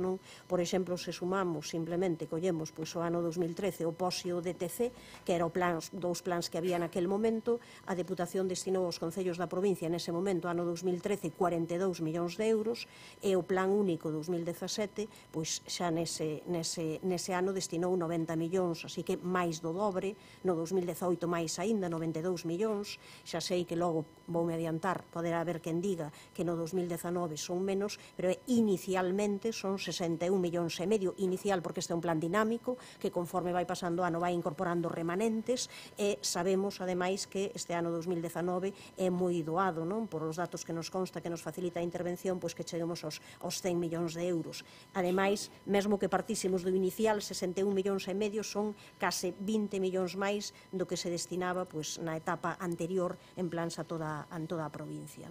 Se collemos no caso concreto de Santiago, en 2013, entre o POS e o DTC, a cantidade a que se refería e que o Goberno sabe desde o primeiro momento é 1.300.000 euros, e o actual Goberno máis de 2 millóns en 2017, tamén máis de 2 millóns en 2018. Que é o importante e o bo que ten esta previsión é que se sabe con antelación, que os concellos saben desde o inicio, cando teñen que facer os seus orzamentos, cales son as cantidades, saben en que as poden investir os distintos tipos, e, por tanto, poden facer unha planificación orzamentaria dunha maneira moitísimo máis lóxica. Así que entendemos que nós tamén nos sumamos á proposta que fai o Partido Socialista de reclamar que a Xunta actúe da mesma maneira. Xa lle gustaría a todos os concellos que, en vez de moitas veces facer actuacións que non se sabe baixo que criterio responden, que se faga con criterios obxectivos, coa previsión necesaria para planificar os investimentos de cada concello. Ese é un elemento fundamental, e entendemos que a Xunta de Galiza debería de sumarse clarísimamente a este reparto obxectivo, transparente, que está sendo un modelo non só, xa digo, no conxunto do país, senón tamén fora del. Así que entendemos que foi unha proposta que veu para quedar, e que fixo unha transformación radical da maneira e das cantidades, ademais, de distribuir entre os concellos da provincia. Gracias, Goretti. Agustín. Moitas gracias. A verdade é que xa tivemos este debate na Deputación, imos repetir, inda que con diferentes protagonistas, o mesmo debate, o mesmo contido e o mesmo resultado, non? O financiamento dos concellos chega, entre outras fontes, en primeiro lugar, participación nos ingresos do Estado, dos diferentes concellos, e, por suposto, das achegas incondicionadas e tamén das condicionadas que aporta a Xunta de Galicia. É importante suliñar que o financiamento dos concellos galegos por parte da Xunta de Galicia está consensuado coa FEGAM, que eu saiba presidida por un alcalde socialista, non sei de que familia, de que rama, de que partido ou partícula do PSOE é, pero é un alcalde formalmente socialista. Creo que sería interesante facer alguna referencia didáctica, incluso temporal, non? De acordo coa literalidade do pacto local, as transferencias do Fondo de Cooperación Local da Xunta de Galicia debían ser de ver minguadas de xeito significativo pola diminución dos ingresos da Xunta de Galicia que se produciu entre 2009 e 2015. Sin embargo, é un feito incuestionable que a Xunta de Galicia, sempre no marco do pacto local, e sempre co apoio da FEGAM con diferentes presidentes, é certo, artellou as ferramentas necesarias para minorar ese impacto e garantir uns recursos mínimos estables e predecibles para todos os concellos. Estamos a falar, como suliñou o propio portavoz do PSOE neste debate, do Fondo de Cooperación Local, que achegará 124,2 millóns de euros no ano 2019 ao Concello de Santiago, por certo, máis de 3,5 millóns de euros incondicionados ao marxe da capitalidade, dos convenios e do resto das aportacións que poida conseguir ou que poida ter o Concello de Santiago. Supoño que ningún de nós estará na liña de que eso desapareza, non? Se exceptuamos aos territorios con réximen de financiamento especial, como son Canarias, País Vasco e Navarra, Galicia é, sin dúbida, a comunidade autónoma que máis recursos adica ao Fondo de Cooperación incondicionado.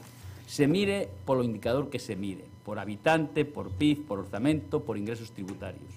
A esta cantidade incondicionada, hai que engadir a cantidade destinada a transferencias ás entidades locais de Galicia derivado de suscripción de convenios e de concesión de subvencións, moitas elas en concurrencia competitiva, que figuran recollidas nos diferentes programas da Lei de Orzamentos da Xunta. No 2019 ascenden estas partidas a máis de 260 millóns de euros, o que significa un total de casi 400 millóns de euros destinados aos concellos de Galicia. Por outra banda, o Goberno da Comunidade Autónoma de Galicia debe garantir o exercicio das súas competencias e o cumprimento dos seus obxectivos. Para iso resulta vital a utilización das subvencións públicas como medida de fomento, instrumento mediante o cal se promoven determinadas actuacións, neste caso dos concellos e nos concellos, beneficiosas para o interese xeral e para o propio concello, obviamente, e para o conxunto de Galicia da nosa sociedade. Son actuacións consecuencia dun marco competencial, señor Reyes, dun marco competencial pois en materia hidráulica, urbanística, de medio rural, de medio natural, de mobilidade. En todo caso, no noso grupo, constanos que no goberno galego tamén consideramos que é imprescindible atender as demandas da administración local para acadar un novo marco de financiación local, para o que resulta necesario e inaprazable a revisión do modelo de financiamento local e a reforma da Lei de Facendas Locais, mediante a cal se garanta a autonomía e a suficiencia financeira das entidades locais.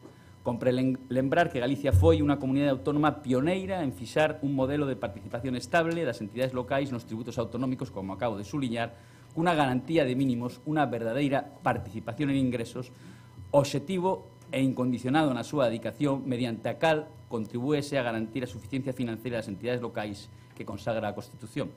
Polo tanto, señor Reyes, é o Estado o que debe de clarificar o sistema de financiamento das administracións autonómica e tamén, obviamente, da local.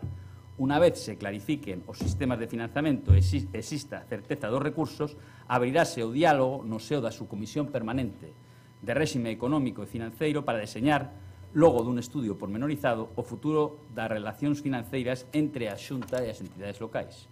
A amplitude do estudo debe ser determinada polos técnicos que realicen a análise das competencias e recursos coas que contan as dúas administracións, xa que unha decisión responsable en materia de financiamento debe ir precedida, entendo eu, dun estudio das necesidades e dos recursos. Por lo tanto, deberían vostedes, despois de traer esta moción, traer unha moción para instar ao Estado a articular unha ferramenta útil e permanente de financiamento das entidades locais de España.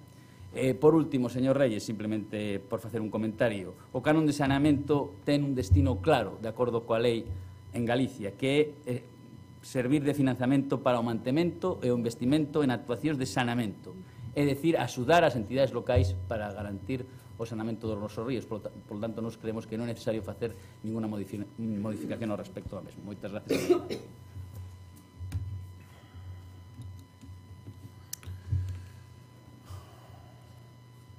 Quen vai a facer defensa? María Rozas. Vale. A túa quenda, María. Boa tarde a todos de novo. Adianto que apoiaríamos a moción presentada polo Partido Socialista, votando a favor. Compartimos os criterios que na súa moción se presentan de equidade na distribución dos fondos públicos, de transparencia e de autonomía local, non?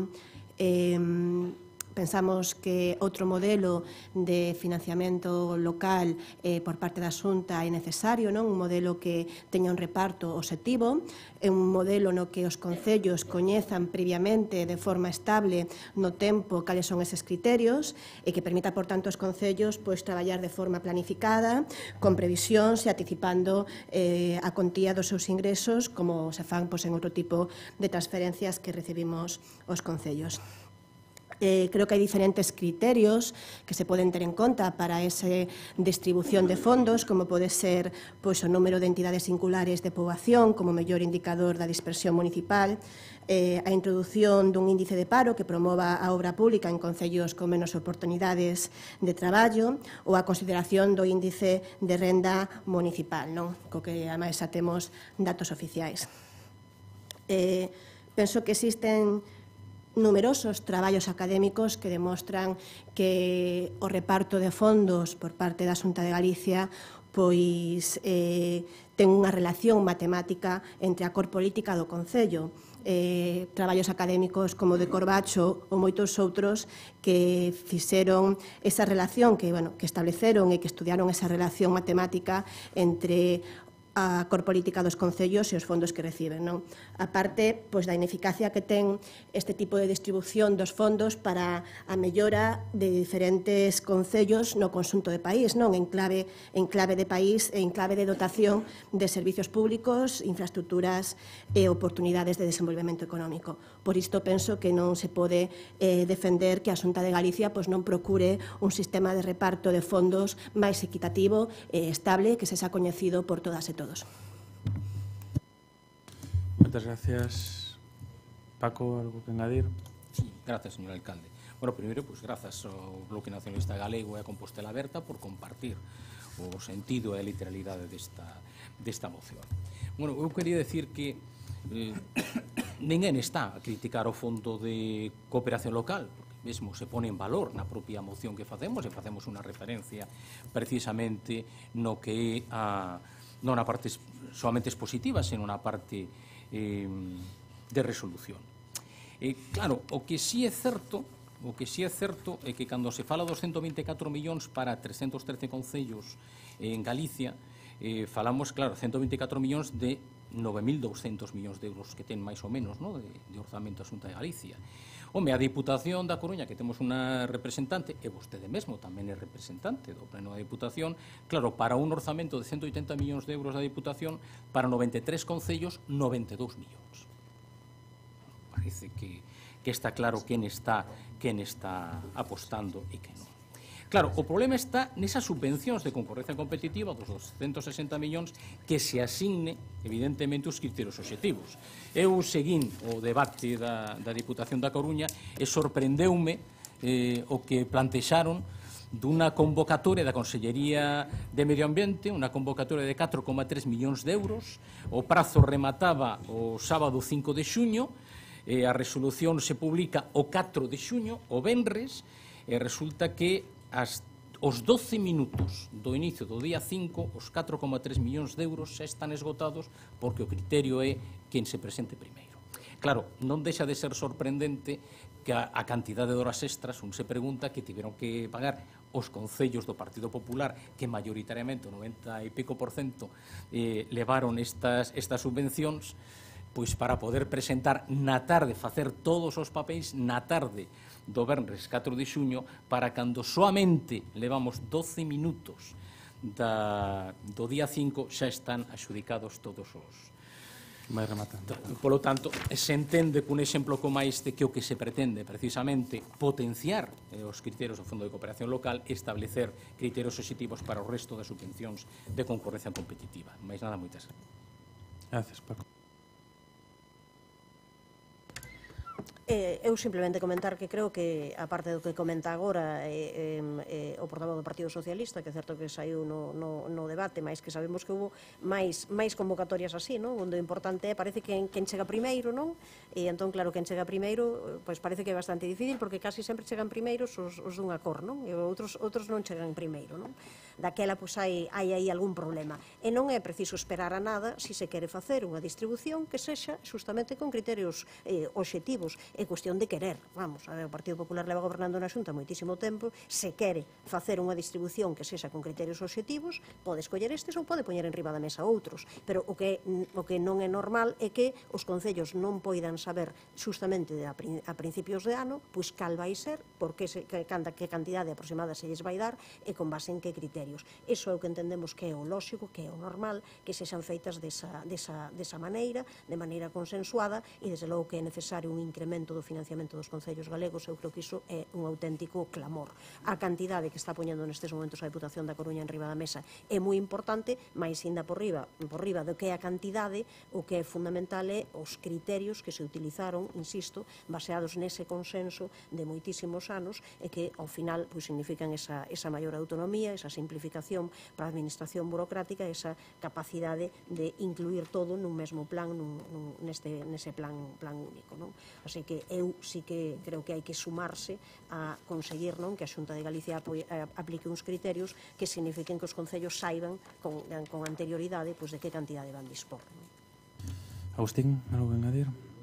Si hai dúas formas de entender a política e a axuda aos concellos, a que pretende a Xunta de Galicia instando a modificación do marco de financiamento das entidades locais, ou a que ten a Diputación de Pontevedra, gobernada polo Partido Socialista e polo BNG, donde a señora presidenta, por non recibe os alcaldes do Partido Popular, por ser do Partido Popular, ou a da Diputación da Coruña, donde parece que o Postplus resolve todo, pero sorprendentemente as únicas estradas da provincia que están en malas condicións e que é necesario arranxar, as únicas estradas da provincia donde é necesario facer unha senda peonil son as estradas onde goberna o BNG e o Partido Socialista. María, algo que engadir? Sí. De forma moi breve, non? É que non acabo de entender como é posible non querer un reparto equitativo e transparente para o reparto de fondos que se dá aos concellos, e que me parece imposible de entender, non? Antes o voceiro do Partido Popular mencionaba 3 millóns de euros da Xunta de Galicia para o Concello de Santiago. A mí non me dan os números, pero non vou discutir a cifra, pero que o Concello de Ourense non ten o doble de poboación que o Concello de Santiago e son instalacións deportivas, vai recibir 6 millóns de euros só para instalacións deportivas. Home, teñamos os criterios claros transparentes de por que se reciben os fondos, que tengo doble de habitantes Ourense que Santiago, tengo doble de rural, tengo doble de dispersión. Bueno, que un criterio da Xunta de Galicia é a xestión dos concellos. Ourense xestiona maravillosamente, señor Agustín Hernández. Leva 4 anos con orzamentos prorrogados, pero a conta do financiamento da Xunta xa soluciona.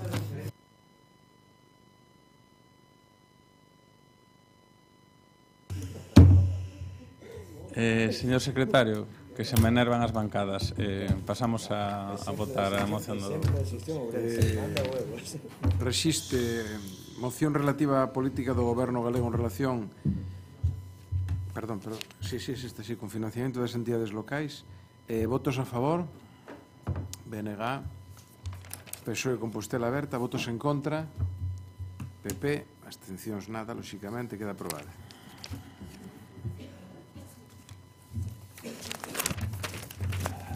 A seguinte moción é antipenúltima do día do Partido Socialista relativa ás actuacións na Rúa Batalla de Clavijo e anexas no Fondo Europeo de Desenvolvemento Regional.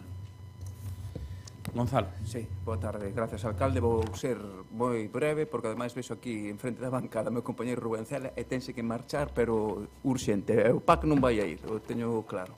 Entón, isto un pouco ven a coalición, porque a veciñanza deste ámbito se puxo en contacto con este grupo municipal para comunicar primeiro o seu enfado polo retraso en sí do inicio das obras, porque se lle había dito que no 2017, xa adianto que nesta zona, obviamente, tanto os gobernos como o noso, para que a contestación vindeira, pois que non se diga que xa se debeu haber acometido tanto cando gobernábamos nós, cando gobernaba o Partido Popular, en sí vai ser unhas obras que se van iniciar no xaneiro de 2019, van ser dun prazo máis menos de execución 6 meses, entón eles o que nos piden é que, como na segunda fase xa lle toca, pois neste caso unha rúa nesa como é a Ponte la Reina, pois que se inicie xa pois o seu proxecto para que se ocasionen a menor das molestias pois os veciños. Ali hai moitos problemas ademais de aparcamento, o ideal é que se crearan unhas bolsas de aparcamento para que mentras se estén a desenvolver pois estas obras, pois os veciños poidan aparcar, non deixa de ser vivendas de algunhas de máis de 50 anos en sí,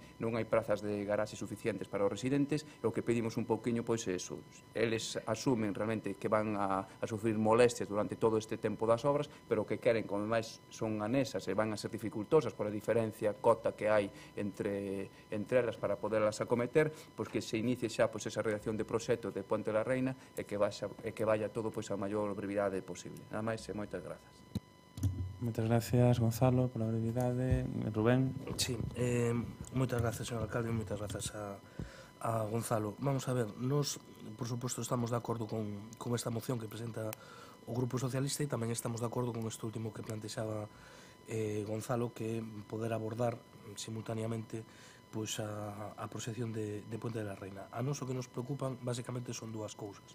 Unha que, como comentaba Gonzalo, vanse perder 20 prazas de aparcamento. Por lo tanto, nos entendemos que as prazas da parte inferior da rúa, o sea, da avenida de Lugo até a conexión con Ponte de la Reina, deberán ser zona verde reservada para residentes, non?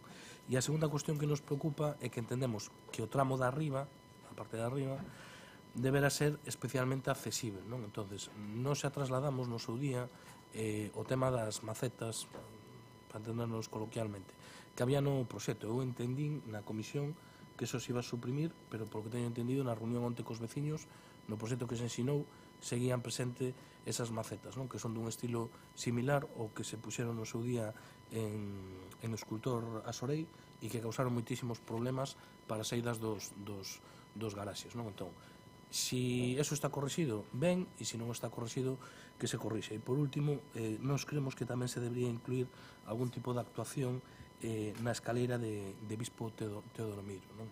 Eso tamén nos lo teñen trasladado veciños da zona, que está moi deteriorada e que tamén lle facía falta aí unha actuación. Gracias. Agustín. Sí, moitas grazas. Bueno, estamos ante unha mostra máis da pasividade deste goberno a hora de tramitar as obras que esta cidade necesita, porque este proxecto de renovación de viais e beirarrúas nas rúas Batalla de Clavijo, Puente la Reina, Escalinatas e Sacentes, foi aprobado polo anterior goberno do Partido Popular na Xunta de Goberno Local do 22 de maio de 2015. Pasaron 3 anos e medio e o goberno aínda anuncia agora que as obras van comenzar para o ano que ven, para o mes de xaneiro.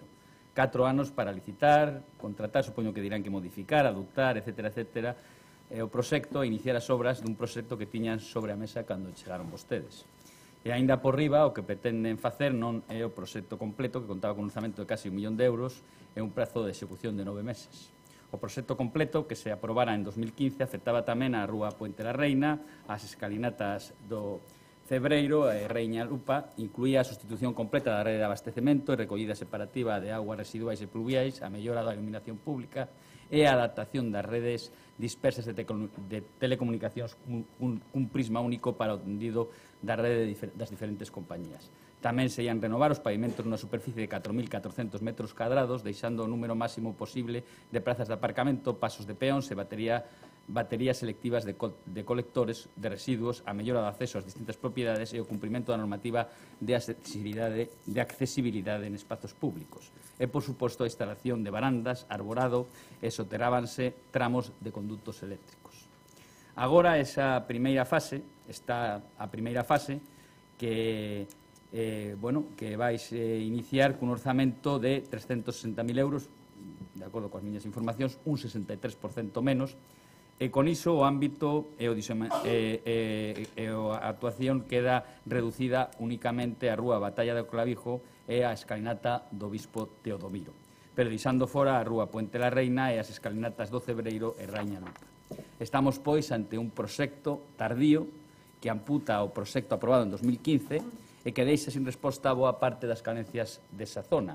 Por iso, porque queremos que se execute o proxecto na súa integridade, imos apoiar esta iniciativa que presenta o Grupo Socialista para recuperar unha parte importante dun proxecto recortado por este goberno despois de 4 anos de parálise e de espera por parte da veciñanza.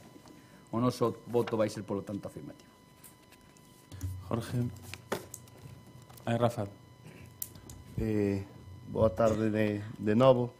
A volta das festas empezaremos a obra desta primeira fase, que non recortamos nada, simplemente que estas obras son financiados con fondos EDUSI da Unión Europea. Facer proxectos, presentarlos á veciñaza é facilísimo, é encargarlle a un redactor de proxecto, faiche un proxecto e presentarlle aos veciños. Pero logo hai que metelo nos orzamentos. Eu gustaríame saber en que orzamentos, cando ustedes presentaron este proxecto á veciñanza, en que orzamento estaba incluída esta obra, porque senón o que foron a facer foi outra cousa. A partir de aí, pois, o que vamos a facer é buscouse a financiación a través dos fondos EDUSI. Por cuestión administrativa, hubo que facer unha separata en 2 fases. A primeira fase está axudicada, a segunda fase licitaremos a principios de ano, coa idea de que tan pronto como son 7 meses de prazo de execución da primeira fase, pois antes de que remate a primeira fase, pois poidas estar tamén obrando en Puente la Reina. Polo que votaremos a favor e, ademais, neste caso, pois esperamos darlle cumprimento con bastante brevidade. Mais nada. Gracias, Rafa. Gonzalo, algo que engadir? Agradecer aos grupos nada máis o seu apoio. Rubén, algo que engadir? E Agustín, algo que engadir? Sí, decir simplemente que me congratulo que o portavoz nesta materia de Compostela Aberta me confirme que a súa magnífica xestión en 4 anos foi coller un proxecto de 1 millón de euros que tiña o Partido Popular preparado para executar nesta cidade, conseguir un financiamento 63% menor e iniciar a obra 4 anos despois. Queres engadir algo, Rafa? Pareceme moi ben. Pasamos a por unanimidade, entendo. Unanimidade. Moi ben.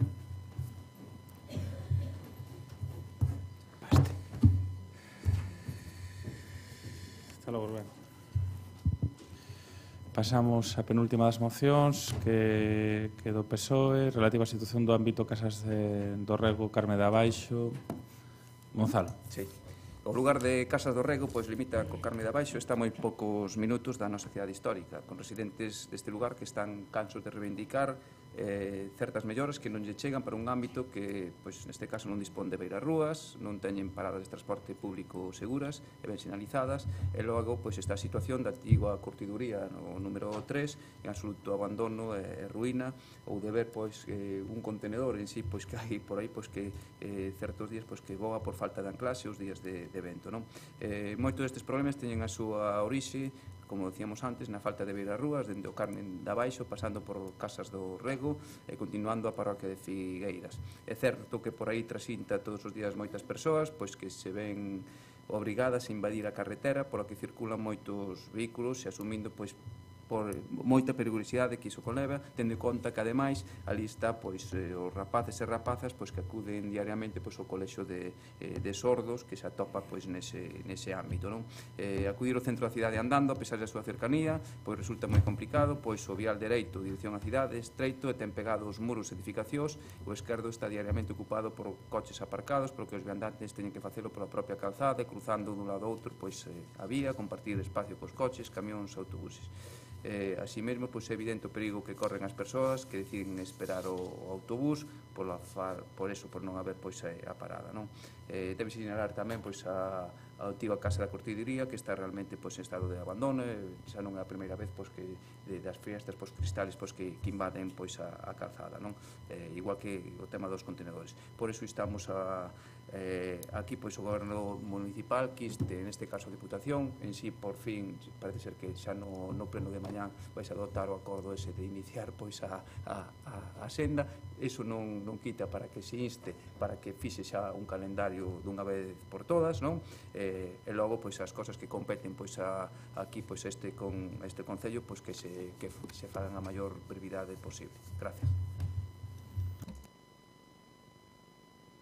Ben, como acaba de comentar xa Gonzalo tamén, que no pleno de mañán aprobarase a realización desa senda peonil, mas é evidente que se pode tamén facer a instancia, a fixar un calendario para solucionar todos estes problemas das beiras rúas, así que nos imos votar a favor tamén desta moción do Partido Socialista. Gracias, Goretti. Agustín. Sí, ben, o acordo que propón esta iniciativa do Grupo Socialista ten moito que ver, unha vez máis, co acordo plenario unánime acadado a principios do mandato, concretamente no mes de novembro de 2015, no que se solicitaba que a Diputación acometera con carácter prioritario o itinerario peonil pola marxe da estrada provincial 7803 que conecta o Carmen de Abaixo con Figueiras, que no seu primeiro treito coincide coa petición do Partido Socialista de hoxe. Daquela presentouse unha moción conxunta dos tres grupos da oposición. Creo que isto é importante. Dando traslado dunha solicitude realizada pola Asociación Veciñal Nova Xeira para a millora da seguridade viaria e o tránsito peonil ata o lugar de Figueiras, do Folgoso en Figueiras.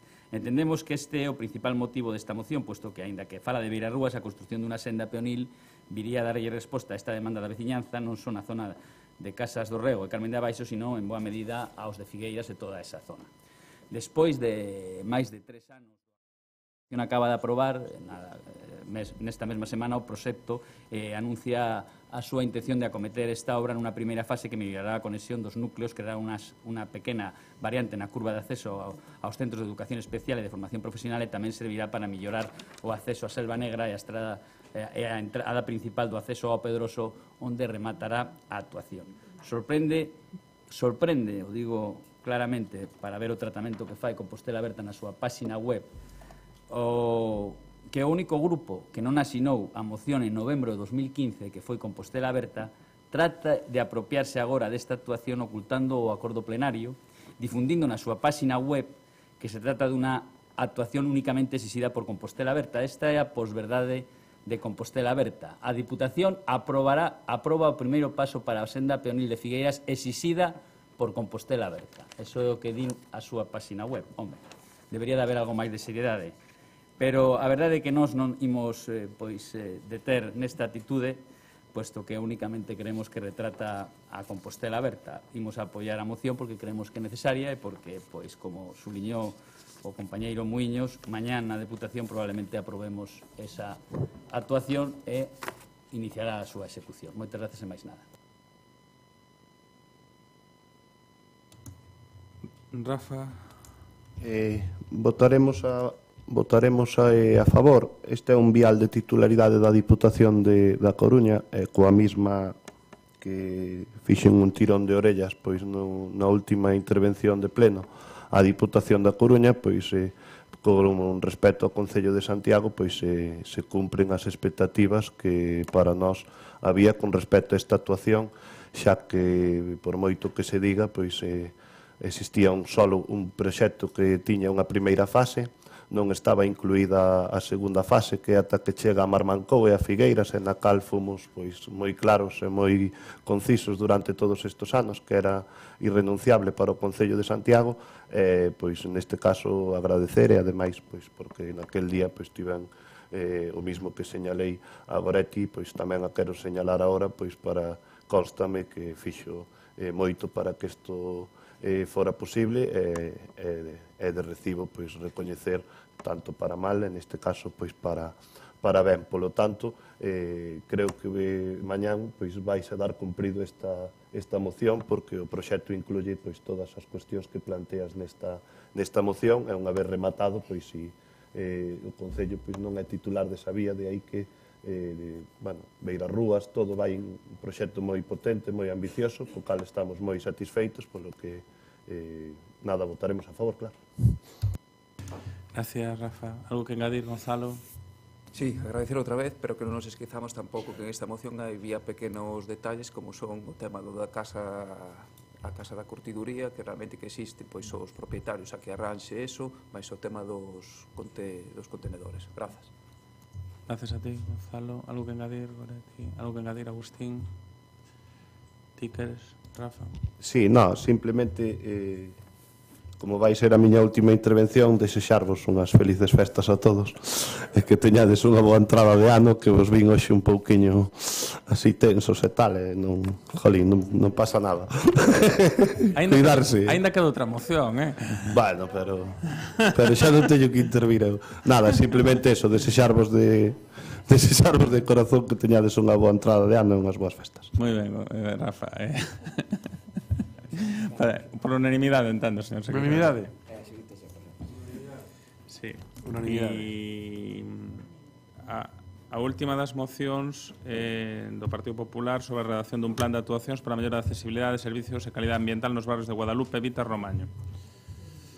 Sí, boas noites. Ben, esta derradeira moción trata de continuar un labor de millora que se veu realizando nos últimos anos para poñer ao día as principais infraestructuras e servizos na zona norte da nosa cidade. Tal e como indicamos no texto da nosa moción, a maior parte dos barrios de Guadalupe, Vite e o Romaño veñen padecendo dende hai anos un progresivo deterioro que se ten agravado nos últimos anos, tal e como teñen denunciado os representantes das asociacións veciñais e tal e como temos posto de manifesto no pleno os grupos políticos presentando varias iniciativas a este respecto ao longo deste mandato. Despois dos traballos realizados no seu día polo Concello, é certo que coa colaboración da Xunta de Galicia nas rúas máis achegadas e máis importantes deses barrios como a Avenida de Castelao ou en Vista Alegre, pero tamén noutras cercanas como Galeras ou As Salvadas, o contraste entre unhas zonas e outras resulta especialmente intenso no que ten que ver cos pavimentos, beirarrúas, eliminación de barreiras arquitectónicas, dotación de mobiliario e, en xeral, obras de humanización. Na procura dun avance na equiparación e na renovación urbana, tanto o noso grupo como o resto dos grupos temos presentado varias iniciativas ao longo do actual mandato que foron aprobadas por unanimidade, o que proba a conciencia da necesidade, pero que a verdade é que como case sempre foron ignoradas polo Goberno de Compostela aberta a hora de levarlas a efecto. Aí están as demandas de reactivar a licitación de proxectos de obras viarias e saneamientos xa redactados en 2014 e comprometidas coa veciñanza de Guadalupe, Vite e o Romaño, unha cuestión traída ata 2 veces a este pleno. Tamén se deu conta aquí das deficiencias existentes en acondicionamentos de zonas verdes, iluminación, mobilidade, accesibilidade entre bloques ou as melloras solicitadas pola veciñanza de Vite expostas nesta mesma sala de viva voz por un representante e trasladadas no seu día polo Grupo Socialista. Tamén os medios informativos se teñen feito eco con frecuencia nos últimos anos destas eivas, contando coas testemunhas dunha veciñanza preocupada e implicada na resolución destas carencias que veñen arrastrando no seu contorno. A pesar de que se ten anunciado por membros do Goberno que se le ia actuar afrontando a situación, o certo é que todo sigue igual. Mesmo hai poucos días vimos como o abandono chegaba ao propio pabillón municipal de Vite, tal e como denunciaban públicamente algúns dos seus usuarios. Calquera que percorra as zonas que aquí se describen concorda coa necesidade de afrontar un plan progresivo de millora das dúas infraestructuras e equipamentos, tanto no caso de Vite, con rúas e edificios trazados dende o inicio dos anos 70, como no caso de Guadalupe, onde se realizou unha lixeira remodelación pronto fará 30 anos, no ano 91, ou na zona do Romaño, onde en boa parte aínda agardan unha mínima equiparación de servizos elementais. Para facer fronte ás demandas da veciñanza e para superar o evidente estado de parálise do Goberno, decidimos presentar esta iniciativa. Porque, tal e como nela afirmamos, chegados a este punto, cando queda menos de un ano do mandato, creemos que, inda que o Goberno pois non fixera nada, sí que creemos que podería actuar no sentido de planificar o que será necesario facer ao longo dos vindeiros anos. Por lo tanto, sin tempo xa para afrontar a contratación e execución das obras necesarias para adaptar a realidade destes barrios aos estándares de calidade de outras zonas da nosa cidade, o que decimos é que queremos axeitado pois instar ao Pleno da Corporación a que inste ao correspondente órgano do Goberno a que coa maior urxencia proceda a redactar un plan director coas principais actuacións a desenvolver nos barrios de Vite, Guadalupe e o Romaño, tomando como base as iniciativas aprobadas para este ámbito no actual mandato para que sirva de guía e de referencia para os traballos que se poidan desenvolver polo novo Goberno municipal que saia das eleccións municipais a celebrar o vindeiro ano.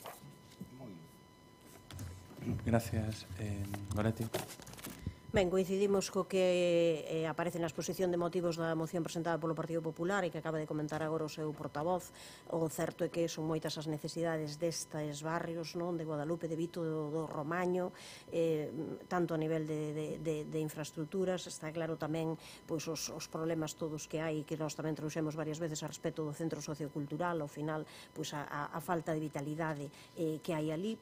É necesario que haxa pois, unha planificación xeral nestes e noutros barrios, e é certo que os distintos grupos da oposición levamos traendo cuestións relacionadas con a millora dos barrios importantes que deberían de ser asumidas polo goberno. Así que nós imos votar a favor. O que creo que sobraba un pouco desde a miña perspectiva o acordo é iso de para que sirva de guía e referencia para os traballos que se poden desenvolver polo novo goberno, porque iso xa se sobreentende, non?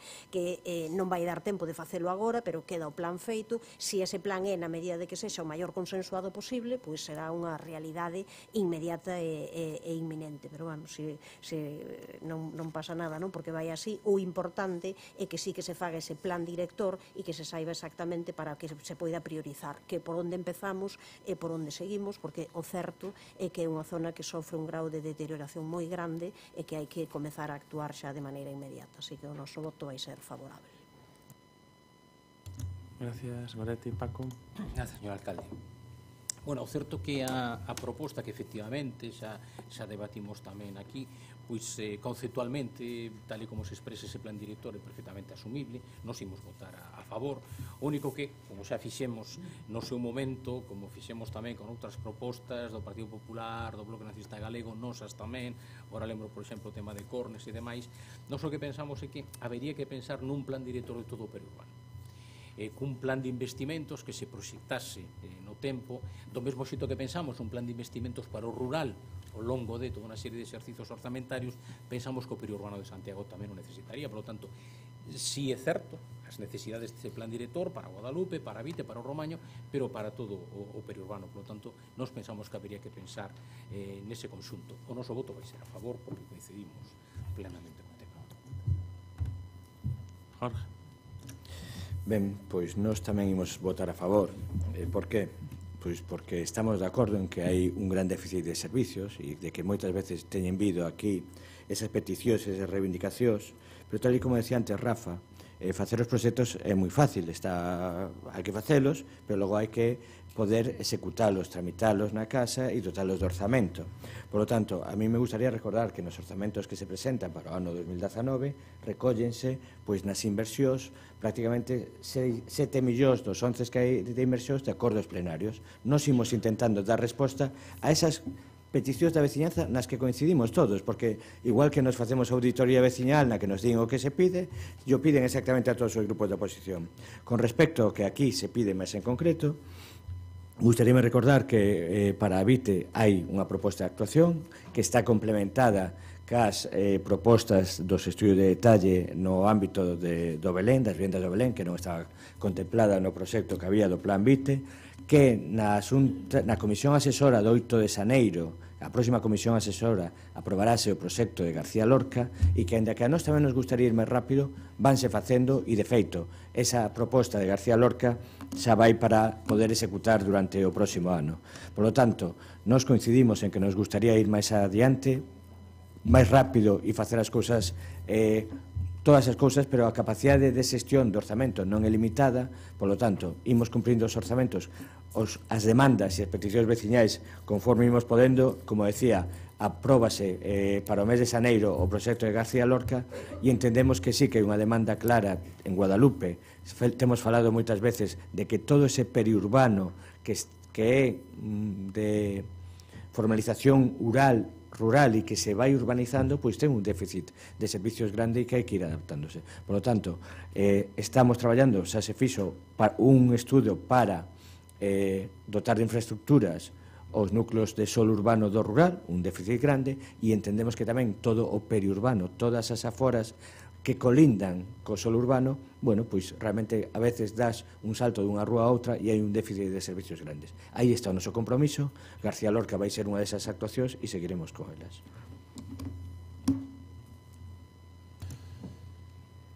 Agustín. Sí, moitas grazas. Dúas cuestións importantes, unha é máis importante a outra. Importante agradecer o apoio dos grupos e a máis importante desexar a todos unha feliz noite boa e un feliz Nadal.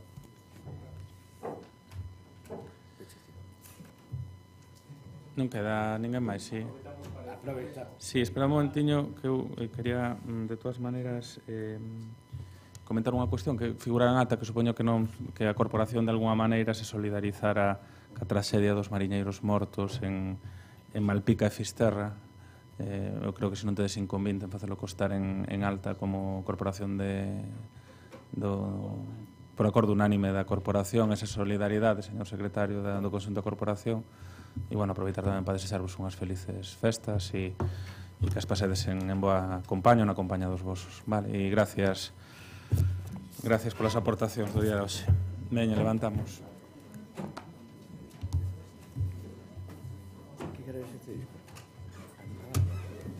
Sí.